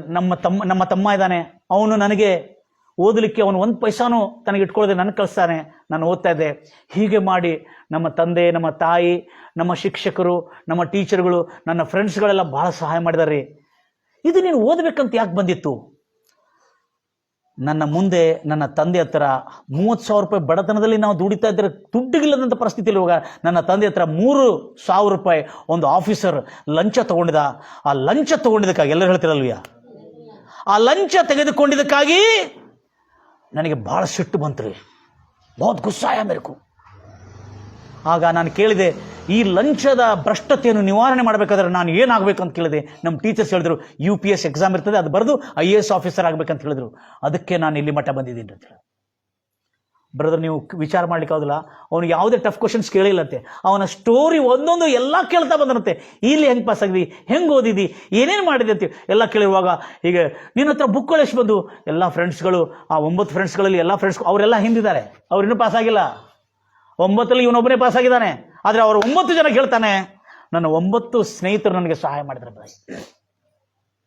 ಈ ಸ್ಟೋರಿ ಎಲ್ಲ ಕೇಳಿದ ಕೂಡಲೇ ಈ ಜಡ್ಜಸ್ ಇರ್ತಾರಲ್ಲ, ಸೆಲೆಕ್ಟ್ ಮಾಡೋರು, ಅವರು ಎಲ್ಲ ಕೇಳ್ಕೊಂಡು ಅವನು ಮಷ್ಕಿರಿ ಮಾಡಿ ನಗಿಸ್ತಾ, ಭಾಳ ಪರವಾಗಿಲ್ಲ, ಭಾಳ ಯಂಗ್ ಟೈಮ್ನಲ್ಲಿ ಆಗಿದೆ, ವೆರಿ ಗುಡ್, ಶಬಾಷ್, ಗುಡ್, ಕೀಪ್ ಇಟ್ ಅಪ್, ಹೀಗೆ ನೀನು ಪ್ರಯತ್ನ ಮಾಡ್ತಾ ಇರು ಅಂತ ಹೇಳ್ತಾರೆ. ನಗಿಸ್ಕಳಿಸಿ ಇವನಿಗೆ ಸಂತೋಷವಾಗಿ ಬರ್ತಾನೆ. ಹುಡುಗ ಅಲ್ಲ ಅವನು, ಇವ್ರಿಗೆ ಏನೋ ಪ್ರಶ್ನೆ ಬೇರೆ ಕೇಳೋದಿಲ್ಲ ಅವನಿಗೆ. ಅವನ ಹೇಗೆ ಬಂದನಂತ ಕೇಳಿದ್ರು ನೋಡ್ರಿ. ಅಲ್ಲೇ ಮಾರ್ಕ್ಸ್ ಇರ್ತದೆ ಬ್ರದರ್, ಎಷ್ಟಂತೇಳಿ ಅಲ್ಲಿಯೂ ಮಾರ್ಕ್ಸ್ ಕೊಡ್ತಾರೆ. ಅಲ್ಲೇ ಮಾರ್ಕ್ಸ್ ಕೊಡುವಾಗ ಅಲ್ಲೇ ಭಾಳ ಇಂಪಾರ್ಟೆಂಟ್ ಮಾರ್ಕ್ಸ್ ಇರ್ತದೆ. ಅಲ್ಲೇ ಸುಮಾರು 300 ಮಾರ್ಕ್ಸ್ಗೆ 275 ಮಾರ್ಕ್ಸ್ಗಳು ಇರ್ತದೆ ಅವ್ರು ಕೊಡೋದು. ಆ ಅಧಿಕಾರಿಗಳು ಇಂಟರ್ವ್ಯೂನಲ್ಲಿ ಪಾಸ್ ಆಗಿದ್ದು 275 ಮಾರ್ಕ್ಸ್ಗಳಲ್ಲಿ, ಆ ಒಂದು ಇಂಟರ್ವ್ಯೂ ಸೆಕ್ಷನಲ್ಲಿ ಇವನು 199 ಮಾರ್ಕ್ಸ್ಗಳಿಂದ ಪಾಸ್ ಆಗಿದ್ದಾನಂತೆ. ಕೊಟ್ಟರು ಅವನಿಗೆ. ಅಲ್ಲಿ ಎಲ್ಲ ಜನ ಕ್ರಿಶ್ಚಿಯನ್ಸ್, ಹಿಂದೂ ಮತ್ತು ಮುಸ್ಲಿಮ್ಸ್ ಎಲ್ಲ ಜಾತಿ ಜನಾಂಗದವರು ಇದ್ರು ಅಲ್ಲಿ ಅಧಿಕಾರದಲ್ಲಿ. ಆದರೆ ಈತನು ಮುಸ್ಲಿಂ ಆಗಿದ್ರು ಕೂಡ ಈತನ ಸಾಧನೆ, ಈತನ ಸಂಕಲ್ಪ, ಈತನ ಉದ್ದೇಶವನ್ನು ನೋಡಿದ. ಅವನಿಗೆ ಪ್ರಶ್ನೆ ಕೇಳಿದ್ರಂತೆ, ನೀನು ಶಿಯಾ ಮುಸ್ಲಿಮಾ ಸುನ್ನಿ ಮುಸ್ಲಿಮಾ ಅಂತ ಕೇಳಿದ್ರಂತೆ. ಅಂದರೆ ಅವನೊಳಗೆ ಮತ ಭೇದ ಇದೆ ಏನಂತೇಳಿ. Sir, I am Indian Muslim ಅಂತ ಹೇಳಿದಂತೆ. ಈ ಪ್ರಶ್ನೆ ಕೇಳಿದ ಕೂಡಲೇ ಅವ್ರು ಬಹಳ ಖುಷಿ ಆದ್ರಂತೆ. ಯಾರು ಅಧಿಕಾರಿಗಳು ಕಳಿಸಿದ್ರು. ಇದನ್ನು ಪಾಪ ಮಸ್ಕಿರಿ ಮಾಡಿದ್ರಲ್ಲ ಅಂದ್ರೆ ನಕ್ಕೋದು ಬಂದ್ಬಿಟ್ಟ. ಅದೇ ಈ ಮನುಷ್ಯ ಎಲ್ಲರೂ ಅಳ್ಕೋದು ಬಂದಿದ್ರೆ, ಪ್ರಶ್ನೆ ಕೇಳಿದ್ರೆ ದಿಕ್ಕಾಮಿಕ್ಕ ಆಗಿಬಿಟ್ರಂತೆ. ಅದ್ರ ಒಳಗೆ ಬ್ರದರ್ ಆಮೇಲೆ ರಿಸಲ್ಟ್ ಬಂತು. ರಿಸಲ್ಟ್ ಬಂತು ಸೈಟ್ನಲ್ಲಿ. ರೋಲ್ ನಂಬರ್ ಹೇಳಿದ್ರ. ಎಷ್ಟನೇ ರ್ಯಾಂಕ್ ಗೊತ್ತಿದೆ? 2800 ಜನರಲ್ಲಿ 361ನೇ ರ್ಯಾಂಕ್ ಅವನಿಗೆ ಬಂದಿತ್ತಂತೆ. 2800 ಅಲ್ಲ, 2861ನೇ ರ್ಯಾಂಕ್ನಲ್ಲಿ ಪಾಸಾಗಿ ಸೆಲೆಕ್ಷನ್ ಆಗಿ ಆ ಸಮಯದಲ್ಲಿ ಕೋಚ್ ಬಿಹಾರ್ ಅನ್ನತಕ್ಕಂಥ ವೆಸ್ಟ್ ಬೆಂಗಾಲ್ನಲ್ಲಿ ಡಿಸ್ಟ್ರಿಕ್ಟ್ ಮ್ಯಾಜಿಸ್ಟ್ರೇಟ್ ಆಗಿ ಆಯ್ಕೆಯಾದನು. ಹಲ್ಲೆಲೂಯಾ. ಕನ್ನಡದಲ್ಲಿ ಜಿಲ್ಲಾ ದಂಡ ಅಧಿಕಾರಿಯಾಗಿ ಆಯ್ಕೆಯಾದನು. ಡಿಸ್ಟ್ರಿಕ್ಟ್ ಮ್ಯಾಜಿಸ್ಟ್ರೇಟ್ ಅಂದ್ರೆ ಅವನ 21ನೇ ವರ್ಷಕ್ಕೆ ಇಷ್ಟು ಯಂಗೆಸ್ಟ್, ಅವನಂತ ಯಂಗೆಸ್ಟ್ ಅಂದ್ರೆ ಅವನಂತ ಕಿರಿಯನು ಯಾರೂ ಪಾಸ್ ಆಗಿಲ್ಲಂತೆ. 2016ನೇ ಬ್ಯಾಚ್ನಲ್ಲಿ ಪಾಸ್ ಆಗಿದ್ದ ಈ ಯುವಕ ಇಷ್ಟು ದೊಡ್ಡ ಸಾಧನೆ ಮಾಡಲಿಕ್ಕಾಯ್ತು. ಕಾರಣ ಏನು? ಅವನಲ್ಲಿ ಸಂಕಲ್ಪ ಮಾಡಿಕೊಂಡನೆ, ನಾನು ಒಂದು ಒಳ್ಳೆ ವ್ಯಕ್ತಿ ಆಗಬೇಕು, ಒಂದು ಒಳ್ಳೆ ಹಂತಕ್ಕೆ ನಾನು ಹೋಗಬೇಕು, ಒಂದು ಒಳ್ಳೆ ಅಧಿಕಾರಿ ಆಗಬೇಕು. ಈ ಲಂಚ, ಬಡತನ, ಈ ಜಾತಿ ಭೇದ ಮತದ ವಿಷವನ್ನು ಸಂಪೂರ್ಣವಾಗಿ ನಿರ್ಮೂಲ ಮಾಡಿ ಎಲ್ಲರಲ್ಲಿ ಪ್ರೀತಿ, ಐಕ್ಯತೆ, ಅನುಕಂಪ, ಬಡವರಿಗೆ ಬೆಂಬಲ ಆಗಬೇಕನ್ನತಕ್ಕಂಥ ಉದ್ದೇಶ ಏನಿತ್ತಲ್ಲ ಆಯ್ತನ್ನೋದು ಎಲ್ಲರೂ ಹೇಳ್ತೀರ ಹಲ್ಲೆಲೂಯಾ. ಗಂಭೀರವಾಗಿ ಹೇಳ್ತಿರಲ್ವಯ್ಯ. ಈ ಉದ್ದೇಶ ಏನಿತ್ತಲ್ಲ ಆ ಉದ್ದೇಶ ಅವನು ಸಂಕಲ್ಪ. ಅದಕ್ಕೆ ನಾನು ಹೇಳೋದೇನೆಂದ್ರೆ, ಓದ್ತೀರಿ ಆ ಮಾತನ್ನು. ಆದಿಕಾಂಡ 11ನೇ ಅಧ್ಯಾಯ 6ನೇ ವಚನದಲ್ಲಿ ಹೇಳಲಾಗಿದೆ, ದೇವರು ಈ ಜನರು ಮಾಡುತ್ತಿರ್ತಕ್ಕಂಥ ಒಂದು ಗೋಪುರವನ್ನು ನೋಡಿದ. ಫಸ್ಟ್ ಗೋಪುರ, ಬಾಬೇಲ್ ಗೋಪುರ. ಈ ಗೋಪುರವನ್ನು ಮಾಡ್ತಿರ್ತಕ್ಕಂಥ ಜನರನ್ನು ನೋಡಿ ದೇವರು ಇಳಿದು ಬಂದನಂತೆ. ಇಳಿದು ಬಂದು, ಲಕ್ಷ ಕೇಳ್ತೀರಿ, ಇಳಿದು ಬಂದು ಇವರ ಭಾಷೆ ಒಂದು, ಇವರ ಜನಾಂಗ ಒಂದು, ಇವರ ಮಾತು ಒಂದು, ಇವರು ಸಂಕಲ್ಪ ಮಾಡಿದರೆ ಇವರಿಗೆ ಅಸಾಧ್ಯವಾದದ್ದು ಯಾವುದೂ ಇರುವುದಿಲ್ಲ. ಯಾರು ಹೇಳ್ತಾ ಇದ್ದಾರೆ ಇದು? ದೇವರು ಯಾರ ಬಗ್ಗೆ ಹೇಳ್ತಾ ಇದ್ದಾರೆ? ಒಂದು ಸಾಮಾನ್ಯ ಮನುಷ್ಯರ ಬಗ್ಗೆ ಹೇಳ್ತಾ ಇದ್ದಾನೆ. ಬಿಲೀವರ್ಸ್ ಕೂಡ ಅಲ್ಲ. ನಾನು ಹೇಳಿದ್ರೆ ಇವರೆಲ್ಲ ದೊಡ್ಡ ಇದಲ್ಲ, ಇವರು ದೇವ ಜನಾಂಗದಲ್ಲಿ ಎನಿಸಲ್ಪಟ್ಟಿದ್ದವರು ಅಂತ ಹೇಳ್ಕೊಂಡು ನಾನು ಕಂಡಿಲ್ಲಲ್ಲೇ. ಈ ಜನರಲ್ಲಿ ಏಕತ್ವ ಇದೆ, ಒಕ್ಕಟ್ಟಿದೆ. ಅಷ್ಟೇ ಅಲ್ಲದೆ ಇವರು ಮನಸ್ಸು ಮಾಡಿದರೆ, ಎಲ್ಲರೂ ಕೇಳ್ತೀರಿ, ಇವರು ಮನಸ್ಸು ಮಾಡಿದರೆ ಇವರಿಗೆ ಅಸಾಧ್ಯವಾದದ್ದು ಯಾವುದೂ ಇಲ್ಲ. ಅವನು ಯಾವನೇ ಇರಲಿ. ಪ್ರಾರ್ಥನೆ ಮಾಡಿದರೆ ಅಂತ ಹೇಳಿಲ್ಲ, ಪ್ರಾರ್ಥನೆ ನೆಕ್ಸ್ಟ್ ರೀ. ಮನಸ್ಸು ಮಾಡಿದರೆ ಅಂದರೆ ಅಂಥ ಒಂದು ಮನಸ್ಸು ಮಾರ್ಪಾಟ ಆಗಬೇಕು ನಮ್ಮದು. ದುಷ್ಟಲೋಕ, ಪಾಪಲೋಕ, ದ್ರೋಹ ಲೋಕದಲ್ಲಿರ್ತಕ್ಕಂಥ ಇವುಗಳಿಂದ ನಾವು ಹೊರಗೆ ಬಂದು ಈ ಒಂದು ಭ್ರಷ್ಟತೆ, ಈ ಒಂದು ಜಾತಿ ಭೇದ ಮತದಲ್ಲಿ ಹುಟ್ಟಿಸ್ತಕ್ಕಂಥ ವಿಷಕಂಠದಿಂದ ಅವರನ್ನು ಇವರೆಲ್ಲ ಹುಟ್ಟಿಸ್ತಕ್ಕಂಥ ಈ ಭೇದ ಭಾವವನ್ನು ಹುಟ್ಟಿಸಿರುವವರಲ್ಲಿ ನಾನು ಪ್ರೀತಿಯನ್ನು ಹುಟ್ಟಿಸಬೇಕು. ಈ ಲಂಚಖೋರರಿಂದ, ಈ ಲಂಚ ಎಂಬ ಭ್ರಷ್ಟತೆಯಿಂದ ನಾನು ನನ್ನ ಬಡವ ಜನರನ್ನು ಬಿಡುಗಡೆ ಮಾಡಬೇಕು ಅನ್ನತಕ್ಕಂಥ ಒಂದು ಒಳ್ಳೆ ಸಂಕಲ್ಪ ಅವನನ್ನು ಮೇಲೆ ತಂದಿತ್ತು. ನೀವು ಹೇಳ್ಬೋದು, ನನ್ನ ಪ್ರಿಯ ಸಹೋದರಿ ಸಹೋದರೇ, ಈ ಒಂದು ಕ್ರೈಸ್ತ ವೇದಿಕೆ ಮೇಲೆ ನೀನು ಮತ ಸಂಬಂಧವಾದದ್ದು ಯಾಕೆ ಇದು ಮತ ಅಲ್ಲ. ನಾನು ಸಾರೋದು ಯೇಸು ಕ್ರಿಸ್ತನ ರಾಜ್ಯದ ವ್ಯವಸ್ಥೆಯನ್ನು ಮಾತಾಡ್ತಾ ಇದ್ದೇನೆ. I am not speaking about the religion, my dear brothers and sisters. I am speaking the Kingdom of god and the righteousness of god. ಆತನ ರಾಜ್ಯವು, ಆತನ ನೀತಿ ಬಗ್ಗೆ ಮಾತಾಡ್ತಾನೆ. ಇದು ಎಲ್ಲರಿಗೂ ಸಮವಾಗಿದೆ. ಕೇಳ್ತೀರಿ, ಎಫೆಸರ್ ಬರೆದ ಪತ್ರಿಕೆ 3ನೇ ಅಧ್ಯಾಯ 20ನೇ ವಚನದಲ್ಲಿ ಆ ಮಾತು ಕೂಡ ಬರೆಯಲ್ಪಟ್ಟಿದೆ. ಯಾವ ಮಾತಿಗೆ ಸಮಾನವಾದ ಮಾತು? ಓದ್ತೀರಾ ಮಾತನ್ನು? ಬೈಬಲಲ್ಲಿ ಅದ್ಭುತವಾದಂಥ ಸಂಗತಿಗಳಿದೆ ನನ್ನ ಪ್ರಿಯ ಸಹೋದರಿ ಸಹೋದರೇ. ಅದಕ್ಕೆ ಆತ್ಮೀಯರಾದ ನಾವು ಇದಕ್ಕಾಗಿ ಸಿದ್ಧವಾಗಿರಬೇಕು. ಆ ಹುಡುಗ, ಓದ್ತೀರಾ ಮಾತು? 3ನೇ ಅಧ್ಯಾಯ 20ನೇ ವಚನ ಓದ್ತೀರಿ. ನಿಮ್ಮಲ್ಲಿ, ಲಕ್ಷ ಇಟ್ಟು ಕೇಳ್ತೀರಿ, ನಿಮ್ಮಲ್ಲಿ ಕಾರ್ಯ ಸಾಧಿಸುವ ಅಂದರೆ ಸಾಧನೆ ಮಾಡುವ, ನಿಮ್ಮಲ್ಲಿ ಮಾನವರಲ್ಲಿ ಆ ಕಾರ್ಯ ಸಾಧಿಸುವ, ಏನು ಸಾಧಿಸುವ? ಆ ಕಾರ್ಯ ಸಾಧಿಸುವ ತನ್ನ ಶಕ್ತಿಯ ಪ್ರಕಾರ ನಾವು, ಹಲೋ ಇಲ್ಲಿ ಇಂಗ್ಲಿಷ್, ನಿಮ್ಮಲ್ಲಿ ಕಾರ್ಯ ಸಾಧಿಸುವ ಆತನ ಶಕ್ತಿಯ ಪ್ರಕಾರ ನಾವು ಬೇಡುವುದಕ್ಕಿಂತಲೂ ಯೋಚಿಸುವುದಕ್ಕಿಂತಲೂ ಅತ್ಯಧಿಕವಾಗಿ ಮಾಡಲು ಶಕ್ತನಾದ, ಸರ್ವಶಕ್ತನಾದ ದೇವರಿಗೆ ಸಭೆಯಲ್ಲಿಯೂ ಕ್ರಿಸ್ತನಲ್ಲಿಯೂ ಯುಗಾಂತರಕ್ಕೂ ಮಹಿಮೆಯೂ ಘನತೆ ಅಂತ ಹೇಳ್ತಾ ಇದ್ದಾನೆ. ಇಲ್ಲೇ ಗಮನಿಸ್ತಿರೋದು ಮಾತನ್ನು ಇಂಗ್ಲಿಷ್ ಕಿಂಗ್ ಜೇಮ್ಸ್ ಅಲ್ಲಿ ಇದು ಕ್ಲಿಯರ್ ಬರಲ್ಪಟ್ಟಿದೆ. ನೀನು ನೋಡ್ರಿ, ನೀನು ಬೇಡಿಕೊಂಡಿದರೂ, ನೀನು ಬೇಡುವುದಕ್ಕಿಂತಲೂ, ಓಕೆ, ಇಲ್ಲಿ ಆರ್ ಅಂತ ಪದ, OR, ಆಸ್ಕ್ ಆರ್ ಥಿಂಕ್ ಅಂತಿದೆ. ಲಕ್ಷಣ ಕೇಳ್ತೀರಿ, ಆಸ್ಕ್ ಆರ್ ಥಿಂಕ್ ಅಂದ್ರೆ ಬೇಡಿಕೋ ಅಥವಾ ಯೋಚಿಸು, ಈ ಎಲ್ಲದಕ್ಕಿಂತಲೂ ಅತ್ಯಧಿಕವಾಗಿ ಮಾಡಲು ಶಕ್ತನಾಗಿದ್ದ. ಬೇಡಿಕೊಳ್ಳುವವನಿಗಿಂತ ಯೋಚನೆ ಮಾಡೋನು ಕೂಡ ಬಂದಿದ್ದ ನೋಡ್ರಿ. ಇಲ್ಲಿ ನಮ್ಮಲ್ಲಿ ಏನಿದೆ, ನೀನು ಬೇಡಿಕೊಳ್ಳೋದಕ್ಕಿಂತಲೂ ಯೋಚನೆ ಮಾಡೋದು ಅತ್ಯಧಿಕವಾಗಿ, ಹಿಂಗೆ ಹೇಳ್ತಾರೆ. ಇಲ್ಲ, ನೀನು ಬೇಡಿಕೊಳ್ಳು ಅಥವಾ ಯೋಚನೆ ಮಾಡು. ನೀನು ಏನು ಯೋಚನೆ ಮಾಡ್ತೀಯಲ್ಲ ಅದೆಲ್ಲದ ಸಾಧನೆ ಮಾಡ್ತಾನೆ ಸರ್ವಶಕ್ತನು ನಿನಗೆ ಶಕ್ತಿ ಸಾಮರ್ಥ್ಯವನ್ನು ಕೊಡ್ತಾನೆ ಎಂಬುದಾಗಿ ಹೇಳ್ತಾನೆ. ಎಲ್ಲರೂ ಹೇಳ್ತೀರಲ್ವಿಯಾ? ಹೇಳಿಯಾ? ಎಲ್ಲರೂ ಕೇಳಲಿಕ್ಕೆ ತಯಾರಾಗಿದ್ದೀರಾ? ಆ ಹುಡುಗನ ಹೆಸರೇ ಅನ್ಸಾರ್ ಅಹಮದ್ ಶೇಖ್.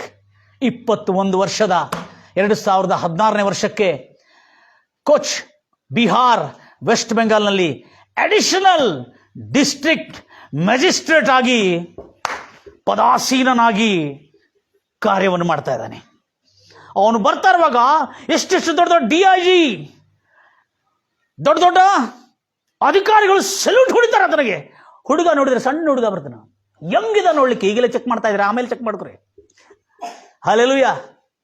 ಅನ್ಸಾರ್ ಅಹಮದ್ ಶೇಖ್. ನಾನು ಯಾಕೆ ಹೇಳಿದಂದ್ರೆ, ಈತನು ಅನ್ಯನಾಗಿದ್ರು ಕೂಡ ದೇವರು ಹೇಳಿದ್ದಂತೆ ನೀನು ಮನಸ್ಸು ಮಾಡಿದ್ರೆ, ನೀನು ಯಾವನೇ ಇರು, ಅಗರ್ ತು ಚಾಯಾ ಅಗರ್ ತು ಚಾಹೋ ತೋ ಕುಚ್ ಭೀ ಬನ್ ಸಕ್ತಾ ತೋ, ವಚನ್ ಮೇಲೆ ಲಿಖಾ ಹೈ. ನೀನು ಮನಸ್ಸು ಮಾಡಿದ್ರೆ ನೀನು ಏನೂ ಆಗಬಹುದು. ಆಮೇನ್. ರೆಡಿ ಇದ್ದೀರಾ? ನೀವು ರೆಡಿ ಇದ್ದೀರಾ ಬಹಳ ದೊಡ್ಡ ಸಾಧನೆ ಮಾಡಲಿಕ್ಕೆ?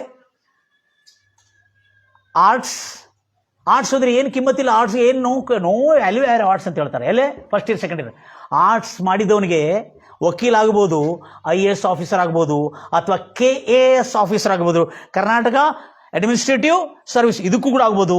IAS ಅಂದರೆ ಇಂಡಿಯನ್ ಅಡ್ಮಿನಿಸ್ಟ್ರೇಟಿವ್ ಸರ್ವಿಸ್, ಅದಕ್ಕೆ ದಂಡಾಧಿಕಾರಿ. ನಾವು ಹಿ ಈಸ್ ರೇನಿಂಗ್ ಅಭಿ. ಈ ಒಂದು ಯುವಕನು ಒಡೆಯನಾಗಿ ಆಳ್ತಾ ಇದ್ದಾನೆ.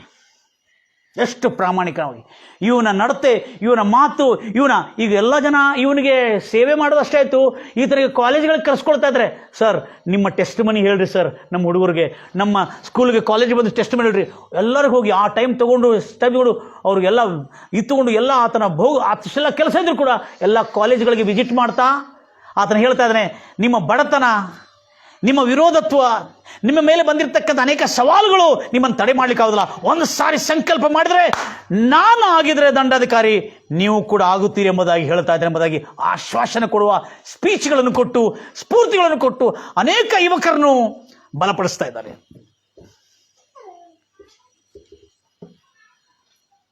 ನನ್ನ ಪ್ರಿಯ ಸಹೋದರಿ ಸಹೋದರೇ, ಸಮರ್ಪಣೆ ಮಾಡ್ತೀರಾ ಇವತ್ತು?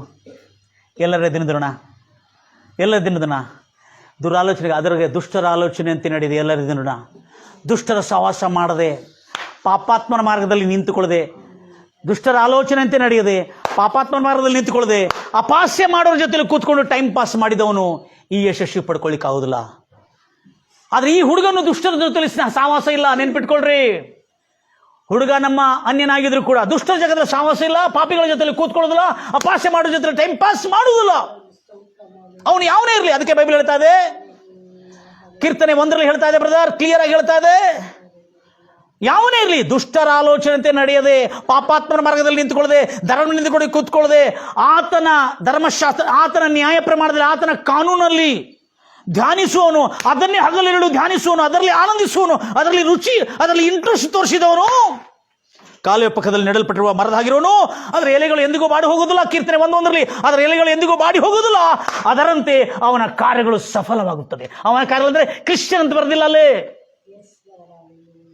ಯಾವನು ಈ ಮಾತಿಗೆ ಶರಣನಾಗ್ತಾನೋ, ಅಧೀನನಾಗ್ತಾನೋ, ಅವನು ಯಶಸ್ವಿ ಆಗುವುದು ಮಾತ್ರ ಖಚಿತ.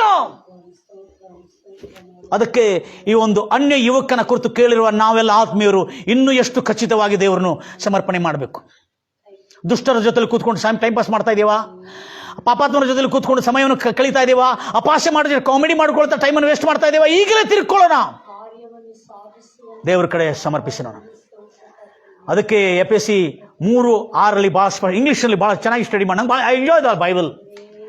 ಪ್ರಾರ್ಥನೆ ನೀನು ಬೇಡಿದ್ರೆ ಬೇಡುವುದಕ್ಕಿಂತಲೂ ನೆಕ್ಸ್ಟ್ ಅಥವಾ ಯೋಚಿಸೋದಕ್ಕಿಂತಲೂ ಅತ್ಯಧಿಕವಾಗಿ ಮಾಡಲು ಶಕ್ತನಾದ ದೇವರಿಗೆ ಸಭೆಯಲ್ಲಿಯೂ ಕ್ರಿಸ್ತನಲ್ಲಿಯೂ ತಲತಲಾಂತರಿಗೂ ಯುಗ ಯುಗಾಂತರಿಗೂ ಮಹಿಮೆ ಘನತೆ.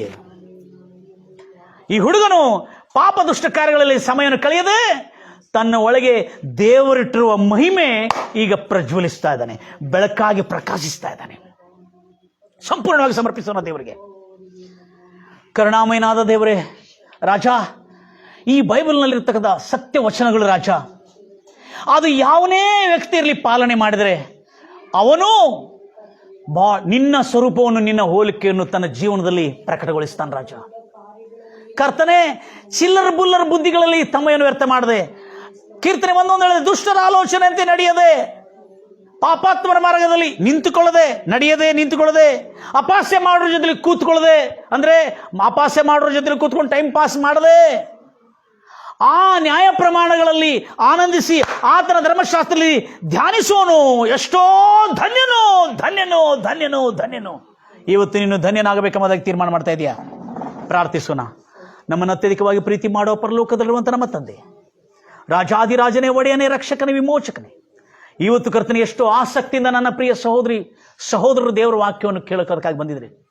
ಒಂದು ಚಿಕ್ಕ ಬಾಲಕನು ಅನ್ನ ಪಾನಕ್ಕೆ ಇಲ್ಲದಂತ, ಬಟ್ಟೆ ಉಡುಪಿಗೆ ಇಲ್ಲದಂತ ಈ ಹುಡುಗನು ತನ್ನ ಮನಸ್ಸೊಳಗೆ ಸಂಕಲ್ಪ ಮಾಡಿಕೊಂಡಿದ್ದಾನೆ, ಈ ಭ್ರಷ್ಟತೆ, ಲಂಚ ಎಂಬ ಭ್ರಷ್ಟತೆ, ಈ ಜಾತಿ ಭೇದ ಮತ ಎಂಬ ಈ ವಿಷಕಂಠವನ್ನು, ಈ ವಿಷ ಸರ್ಪವನ್ನು, ಈ ಒಂದು ವಿಷಮಯ ವಾತಾವರಣವನ್ನು ನಿರ್ಮೂಲ ಮಾಡಿ ಎಲ್ಲರಲ್ಲಿ ಪ್ರೀತಿ, ಐಕ್ಯತೆ, ಅನುಕಂಪ, ಸಹೋದರರ ಪ್ರೀತಿ ಬರಬೇಕು ಅಂತ ಕಾರ್ಯವನ್ನು ಮಾಡೋಕ್ಕೆ ನಾನು ಏನಾಗಬೇಕೆಂಬುದಾಗಿ ಈತನಿಗೆ ಸಲಹೆ ಕೊಟ್ಟಿದ್ರು. ಆ ಕೊಟ್ಟಿದ್ದಂತೆ ಈಗ IAS ಆಫೀಸರ್ ಆಗಿ ಅನೇಕ ಜನರಿಗೆ ಸಾತ್ವಿಕತ್ವ, ದುಷ್ಟರ ಆಲೋಚನೆ ನಡಿಬಾರ್ದು, ಪಾಪಾತ್ಮರ ಮಾರ್ಗದಲ್ಲಿ ಕೂತ್ಕೋಬಾರ್ದು, ಧರ್ಮನಿಂದಕರನ್ನೇ ವೇಸ್ಟ್ ಮಾಡಬಾರ್ದು, ನೀವು ಓದೋದ್ರಲ್ಲಿ, ಬರೆಯೋದ್ರಲ್ಲಿ, ಸಾಧನೆ ಮಾಡೋದ್ರಲ್ಲಿ ನಿಮ್ಮ ಮನಸ್ಸರಿಸೋದಾದರೆ ನೀವು ಖಂಡಿತವಾಗಿ ಇಂಥ ಬಡವನಾಗಿರುವ ನಾನಾಗಿರೋದಾದರೆ ನೀವು ಯಾಕೆ ಆಗಲ್ಲ? ಖಂಡಿತವಾಗಿ ನೀವು ಆಗ್ತೀರೆಂಬುದಾಗಿ ಈತನು ಸಾಕ್ಷಿ ನುಡಿದು ಅನೇಕ ಜನರಿಗೆ ಸ್ಫೂರ್ತಿ ಕೊಡುವ ಒಂದು ಒಳ್ಳೆಯ ಮೋಟಿವೇಶನಲ್ ಸ್ಪೀಕರ್ ಆಗಿಯೂ, ಒಂದು ಅಡಿಷನಲ್ ಡಿಸ್ಟ್ರಿಕ್ಟ್ ಮ್ಯಾಜಿಸ್ಟ್ರೇಟ್ ಅಂದರೆ ಜಿಲ್ಲಾ ದಂಡಾಧಿಕಾರಿಯ ಸ್ಥಾನದಲ್ಲಿ ಪದಾಸೀನನಾಗಿ ನಮ್ಮ ರಾಜ್ಯದ ನಮ್ಮ ದೇಶದಲ್ಲಿ ಸೇವೆ ಸಲ್ಲಿಸ್ತಾನೆ, ವೆಸ್ಟ್ ಬೆಂಗಾಲ್ನಲ್ಲಿ. ಹೌದು ಕರ್ತನೆ, ಇಲ್ಲಿ ನನ್ನನ್ನು ಕೇಳ್ತಿರ್ತಕ್ಕಂಥ ನನ್ನ ಎಲ್ಲ ಪ್ರಿಯ ಸಹೋದರರು ಕೇಳಿರುವ ಈ ವಾಕ್ಯದ ಅನುಸಾರವಾಗಿ ಈ ಜನರು ಯೋಚನೆ ಮಾಡಿದರೆ, ಈ ಜನರು ಆಲೋಚನೆ ಮಾಡಿದರೆ ಇವರಿಗೆ ಅಸಾಧ್ಯವಾದದ್ದು ಯಾವುದೂ ಇರುವುದಿಲ್ಲ. ಇಂಗ್ಲಿಷ್ ಬೈಬಲ್ ಹೇಳಿದೆ, ಇವರನ್ನು ತಡಿಲಿಕ್ಕೆ ಯಾರಿಂದನೂ ಆಗುವುದಿಲ್ಲ. ಅಂದರೆ ದೇವರು ಹೇಳ್ತಾ ಇದ್ದಾರೆ, ಯಾರಿಂದ ಆಗುವುದಿಲ್ಲ ಅಂದರೆ ತನ್ನಿಂದನೂ ಆಗುವುದಿಲ್ಲ ಎಂಬುದಾಗಿ ಎಕ್ಸ್ಪ್ರೆಸ್ ಮಾಡ್ತಾ ಇದ್ದಾರೆ. ಇವತ್ತು ನೀವು ತೀರ್ಮಾನ ಮಾಡಿದರೆ, ನಾನು ಈ ಪಾಪ, ದ್ರೋಹ, ದುಷ್ಟರ ಆಲೋಚನೆ, ಪಾಪದ ಮಾರ್ಗದಲ್ಲಿ ಧರ್ಮದಿಗೊಂಡು ಕೂತ್ಕೊಳ್ಳದೆ ಪ್ರಾಮಾಣಿಕನಾಗಿ ದೇವರ ಭಯಭಕ್ತಿಯಲ್ಲಿ ನಡೆದು ನಾನೊಂದು ಸಾಧನೆ ಮಾಡಿ ಅನೇಕ ಈ ಬದುಕು ದಿನಗಳೆಲ್ಲ ಥ್ಯಾಂಕ್ ಯು ಜೀಸಸ್,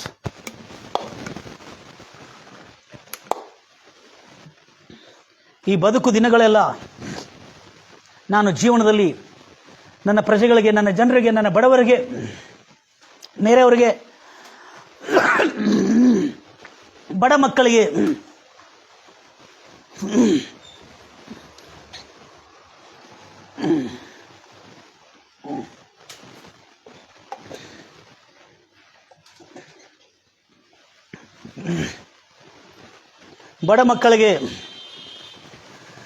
ಸೇವೆ ಮಾಡಬೇಕೆಂಬ ಭಾವನೆಯುಳ್ಳ ನನ್ನನ್ನು ಕೇಳ್ತಿರ್ತಕ್ಕಂಥ ಎಲ್ಲ ನನ್ನ ಪ್ರಿಯ ಸಹೋದರರು, ಆತ್ಮೀಯರಿಗೆ, ಅನ್ಯ ವ್ಯಕ್ತಿಯಿಂದ ಈ ದೇವರ ವಾಕ್ಯ ತಿಳಿದೇ ಇದ್ರೂ ಕೂಡ ಆತನಿಗೆ ಈ ಭಾವನೆ ಹೇಗೆ ಬಂದಿದೆ ಎಂಬುದಾಗಿ ಪ್ರಶ್ನಿಸುವ ಅನೇಕ ಆತ್ಮೀಯರಿಗೆ ಬೈಬಲಿಂದ ಒಂದು ಉತ್ತರ. ರೋಮಾಪುರದವರ ಬರೆದ ಪತ್ರಿಕೆ 2ನೇ ಅಧ್ಯಾಯ 12ನೇ ವಚನದಲ್ಲಿ ಬರೆಯಲ್ಪಟ್ಟಿದೆ, ಈ ಧರ್ಮಶಾಸ್ತ್ರ ಇಲ್ಲದೆ, ತನ್ನ ಒಳಗಿರತಕ್ಕಂಥ ಸಾತ್ವಿಕತ್ವ, ಈ ನ್ಯಾಯ ಪ್ರಮಾಣ ಇಲ್ಲದೆ, ತನ್ನೊಳಗಿರತಕ್ಕಂಥ ಆತ್ಮ ಸಾಕ್ಷಿಯಲ್ಲಿ ಈ ನ್ಯಾಯ ಪ್ರಮಾಣಗಳು ಬರೆಯಲ್ಪಟ್ಟಿರುವ ಈ ನ್ಯಾಯ ಪ್ರಮಾಣಕ್ಕೆ ಅಧೀನರಾಗಿ ನಡೆಯುವರು ಕೂಡ ಆ ದೇವರ ವಾಕ್ಯಕ್ಕೆ, ದೇವರ ದೃಷ್ಟಿಯಲ್ಲಿ ಅವರು ಕೂಡ ಶಿಷ್ಟರೇ ಎಂದು ಎನಿಸಲ್ಪಡೋರು ಎಂಬುದಾಗಿ ರೋಮಾಪುರದವರ ಬರೆದ ಪತ್ರಿಕೆ 2ನೇ ಅಧ್ಯಾಯ 17ನೇ ವಚನದಲ್ಲಿ ನಾವು ನೋಡ್ತಾ ಇದ್ದೇವೆ. ಕರ್ತನೆ, ಹೌದು ನನ್ನ ಪ್ರಿಯ ಸಹೋದರರೇ, ಇವತ್ತು ನೀವು ತೀರ್ಮಾನ ಮಾಡಿದರೆ ನಿಮ್ಮ ಜೀವನದಲ್ಲಿ ದೇವರು ಬಹಳ ದೊಡ್ಡ ಕಾರ್ಯಗಳು ಮಾಡಲಿಕ್ಕಿದ್ದಾನೆ. ಆದರೆ ನಮ್ಮ ಮನಸ್ಸು ಮಾರ್ಪಾಟವಾಗಬೇಕು. ದುಷ್ಟರ ಆಲೋಚನೆಯಂತೆ ನಡೆದೆ, ಪಾಪಾತ್ಮನ ಮಾರ್ಗದಲ್ಲಿ ಕೂತ್ಕೊಳ್ಳದೆ, ಧರ್ಮನಿಂದಕರನ್ನು ಕೂತ್ಕೊಂಡು ಸಮಯವನ್ನು ವ್ಯರ್ಥ ಮಾಡದೆ, ಆತನ ನ್ಯಾಯ ಪ್ರಮಾಣಗಳಲ್ಲಿ, ಆ ದೇವರ ನ್ಯಾಯ ಪ್ರಮಾಣಗಳಲ್ಲಿ ಆನಂದಿಸಿ ಅದನ್ನೇ ಹಗಲಿರುವುದು ಅನಿಸೋದಾದರೆ ನೀನು ಧನ್ಯನಾಗುವಿ ಎಂಬ ಹೇಳುವ ವಚನದಿಂದ ಕರ್ತನೆ ನನ್ನನ್ನು ಕೇಳ್ತಿರ್ತಕ್ಕಂಥ ಎಲ್ಲ ನನ್ನ ಪ್ರಿಯ ಸಹೋದರರು, ಯಾರ್ಯಾರು ಅನಾರೋಗ್ಯದಲ್ಲಿ ವೇಟ್ ಮಾಡ್ತಾ ಇದ್ದಾರೆ, ಯಾರ್ಯಾರು ಅನಾರೋಗ್ಯದಲ್ಲಿ ಕಾಯ್ತಾ ಇದ್ದಾರೆ ಕರ್ತನೆ, ಯೇಸು ಕ್ರಿಸ್ತು ನಾಮದಲ್ಲಿ ನನ್ನನ್ನು ಕೇಳ್ತಿರ್ತಕ್ಕಂಥ ನನ್ನ ಪ್ರಿಯ ಸಹೋದರರೇ, ನಿಮ್ಮ ತಲೆ ಮೇಲೆ ಕೈ ಇಟ್ಕೊಳ್ರಿ.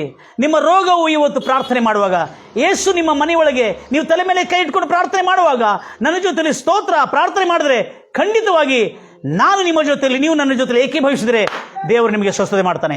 ಯೇಸು ಕ್ರಿಸ್ತು ನಾಮದಲ್ಲಿ ನಿನ್ನನ್ನು ಪೀಡಿಸ್ತಿರ್ತಕ್ಕಂಥ ಪ್ರಾಚೀನ ರೋಗ, ಕಡೆ ರೋಗ, ಮರಣಕರವಾದ ರೋಗ, ಯಾವುದೇ ವ್ಯಾಧಿ ಇರಲಿ, ಯೇಸು ನಾಮದಲ್ಲಿ ಸಂಪೂರ್ಣ ಸ್ವಸ್ಥತೆ ಉಂಟಾಗಲಿ. ಆಮೇನ್. ನಿನ್ನನ್ನು ಕಾಡ್ತಿರ್ತಕ್ಕಂಥ ಬಡತನ, ನಿನ್ನನ್ನು ಕಾಡ್ತಿರ್ತಕ್ಕಂಥ ಅನಾರೋಗ್ಯ, ಅನಿಷ್ಟ, ಯೇಸು ನಾಮದಲ್ಲಿ ಬಿಡುಗಡೆ ಉಂಟಾಗಲಿ ಎಂಬುದಾಗಿ ಅಪ್ಪಣೆ ಕೊಡ್ತಾ ಇದ್ದಾನೆ. ಕೃಪಾ ಕನಿಕರವುಳ್ಳ ದೇವರೇ, ಇವತ್ತಿಂದ ಕರ್ತನೆ ನನ್ನನ್ನು ಕೇಳ್ತಿರ್ತಾರೆ ಎಲ್ಲ ನನ್ನ ಪ್ರಿಯ ಸಹೋದರ ಜೀವನದಲ್ಲಿ ನೂತನವಾದ ಆಲೋಚನೆಯನ್ನು ಮೂಡಿಸಿದಕ್ಕಾಗಿ ಸ್ತೋತ್ರ. ಸಾಧನೆ ಮಾಡಬೇಕು, ನಾನು IAS ಆಫೀಸರ್ ಆಗಬೇಕು, ನಾನು ದೇವರಿಗೆ ಒಳ್ಳೆ ನಂಬಿಕಸ್ಥನಾಗಿರಬೇಕು, ನಾನು ಒಳ್ಳೆ ಬಿಸ್ನೆಸ್ ಮ್ಯಾನ್ ಆಗಿರಬೇಕು, ನಾನು ಒಳ್ಳೆ ಮೇಸ್ತ್ರಿ ಆಗಿರಬೇಕು, ನಾನು ಒಳ್ಳೆ ಇಂಜಿನಿಯರ್ ಆಗಿರಬೇಕು, ನಾನು ಪ್ರಾಮಾಣಿಕದಲ್ಲಿ ಬೆಳಿಬೇಕು ಅನ್ನತಕ್ಕಂಥ ಸ್ಫೂರ್ತಿ ಕೊಟ್ಟಿರುವ ಈ ಒಂದು ಮಾತುಗಳಿಂದ ಅವರ ಜೀವನವನ್ನು ರೂಪಿಸಿ ಬಲಪಡಿಸಿ, ಈ ಸ್ಫೂರ್ತಿ ಎಷ್ಟು ಮಾತ್ರಕ್ಕೆ ಅವರ ಹೃದಯದಿಂದ ದುಷ್ಟನ್ನು ತೆಗೆದುಹಾಕದಂತೆ ಯೇಸು ನಾಮದಲ್ಲಿ ಸದಾಕಾಲ ನೆಲೆಗೊಂಡಿದ್ದು ಈ ವಚನ ಅವರ ಜೀವನದಲ್ಲಿ ಫಲಿತಾಂಶ ತರಲಿ ಎಂಬುದಾಗಿ ಹಾರೈಸುತ್ತಾ, ಶುಭವೂ ಕ್ಷೇಮವು, ಸಮೃದ್ಧಿಯೂ ಅಭಿವೃದ್ಧಿಯು, ಆರೋಗ್ಯವೂ ಐಶ್ವರ್ಯವು, ಮಾನ ಸನ್ಮಾನವು, ರಕ್ಷಣೆ ನಿತ್ಯ ಜೀವ ಸದಾಕಾಲ ಕುಟುಂಬಕ್ಕಿರಲಿ ಎಂಬುದಾಗಿ ಹಾರೈಸುತ್ತಾ ಯೇಸು ನಾಮದಲ್ಲಿ ಪ್ರಾರ್ಥಿಸ್ತಾ ಇದ್ದೇನೆ ತಂದೆ. ಆಮೇನ್. ನನ್ನ ಪ್ರಿಯ ಸಹೋದರರೇ, ಈ ಸಂದೇಶ ಅನೇಕ ಜನರಿಗೆ ಶೇರ್ ಮಾಡ್ತೀರಿ. God bless you. God loves you.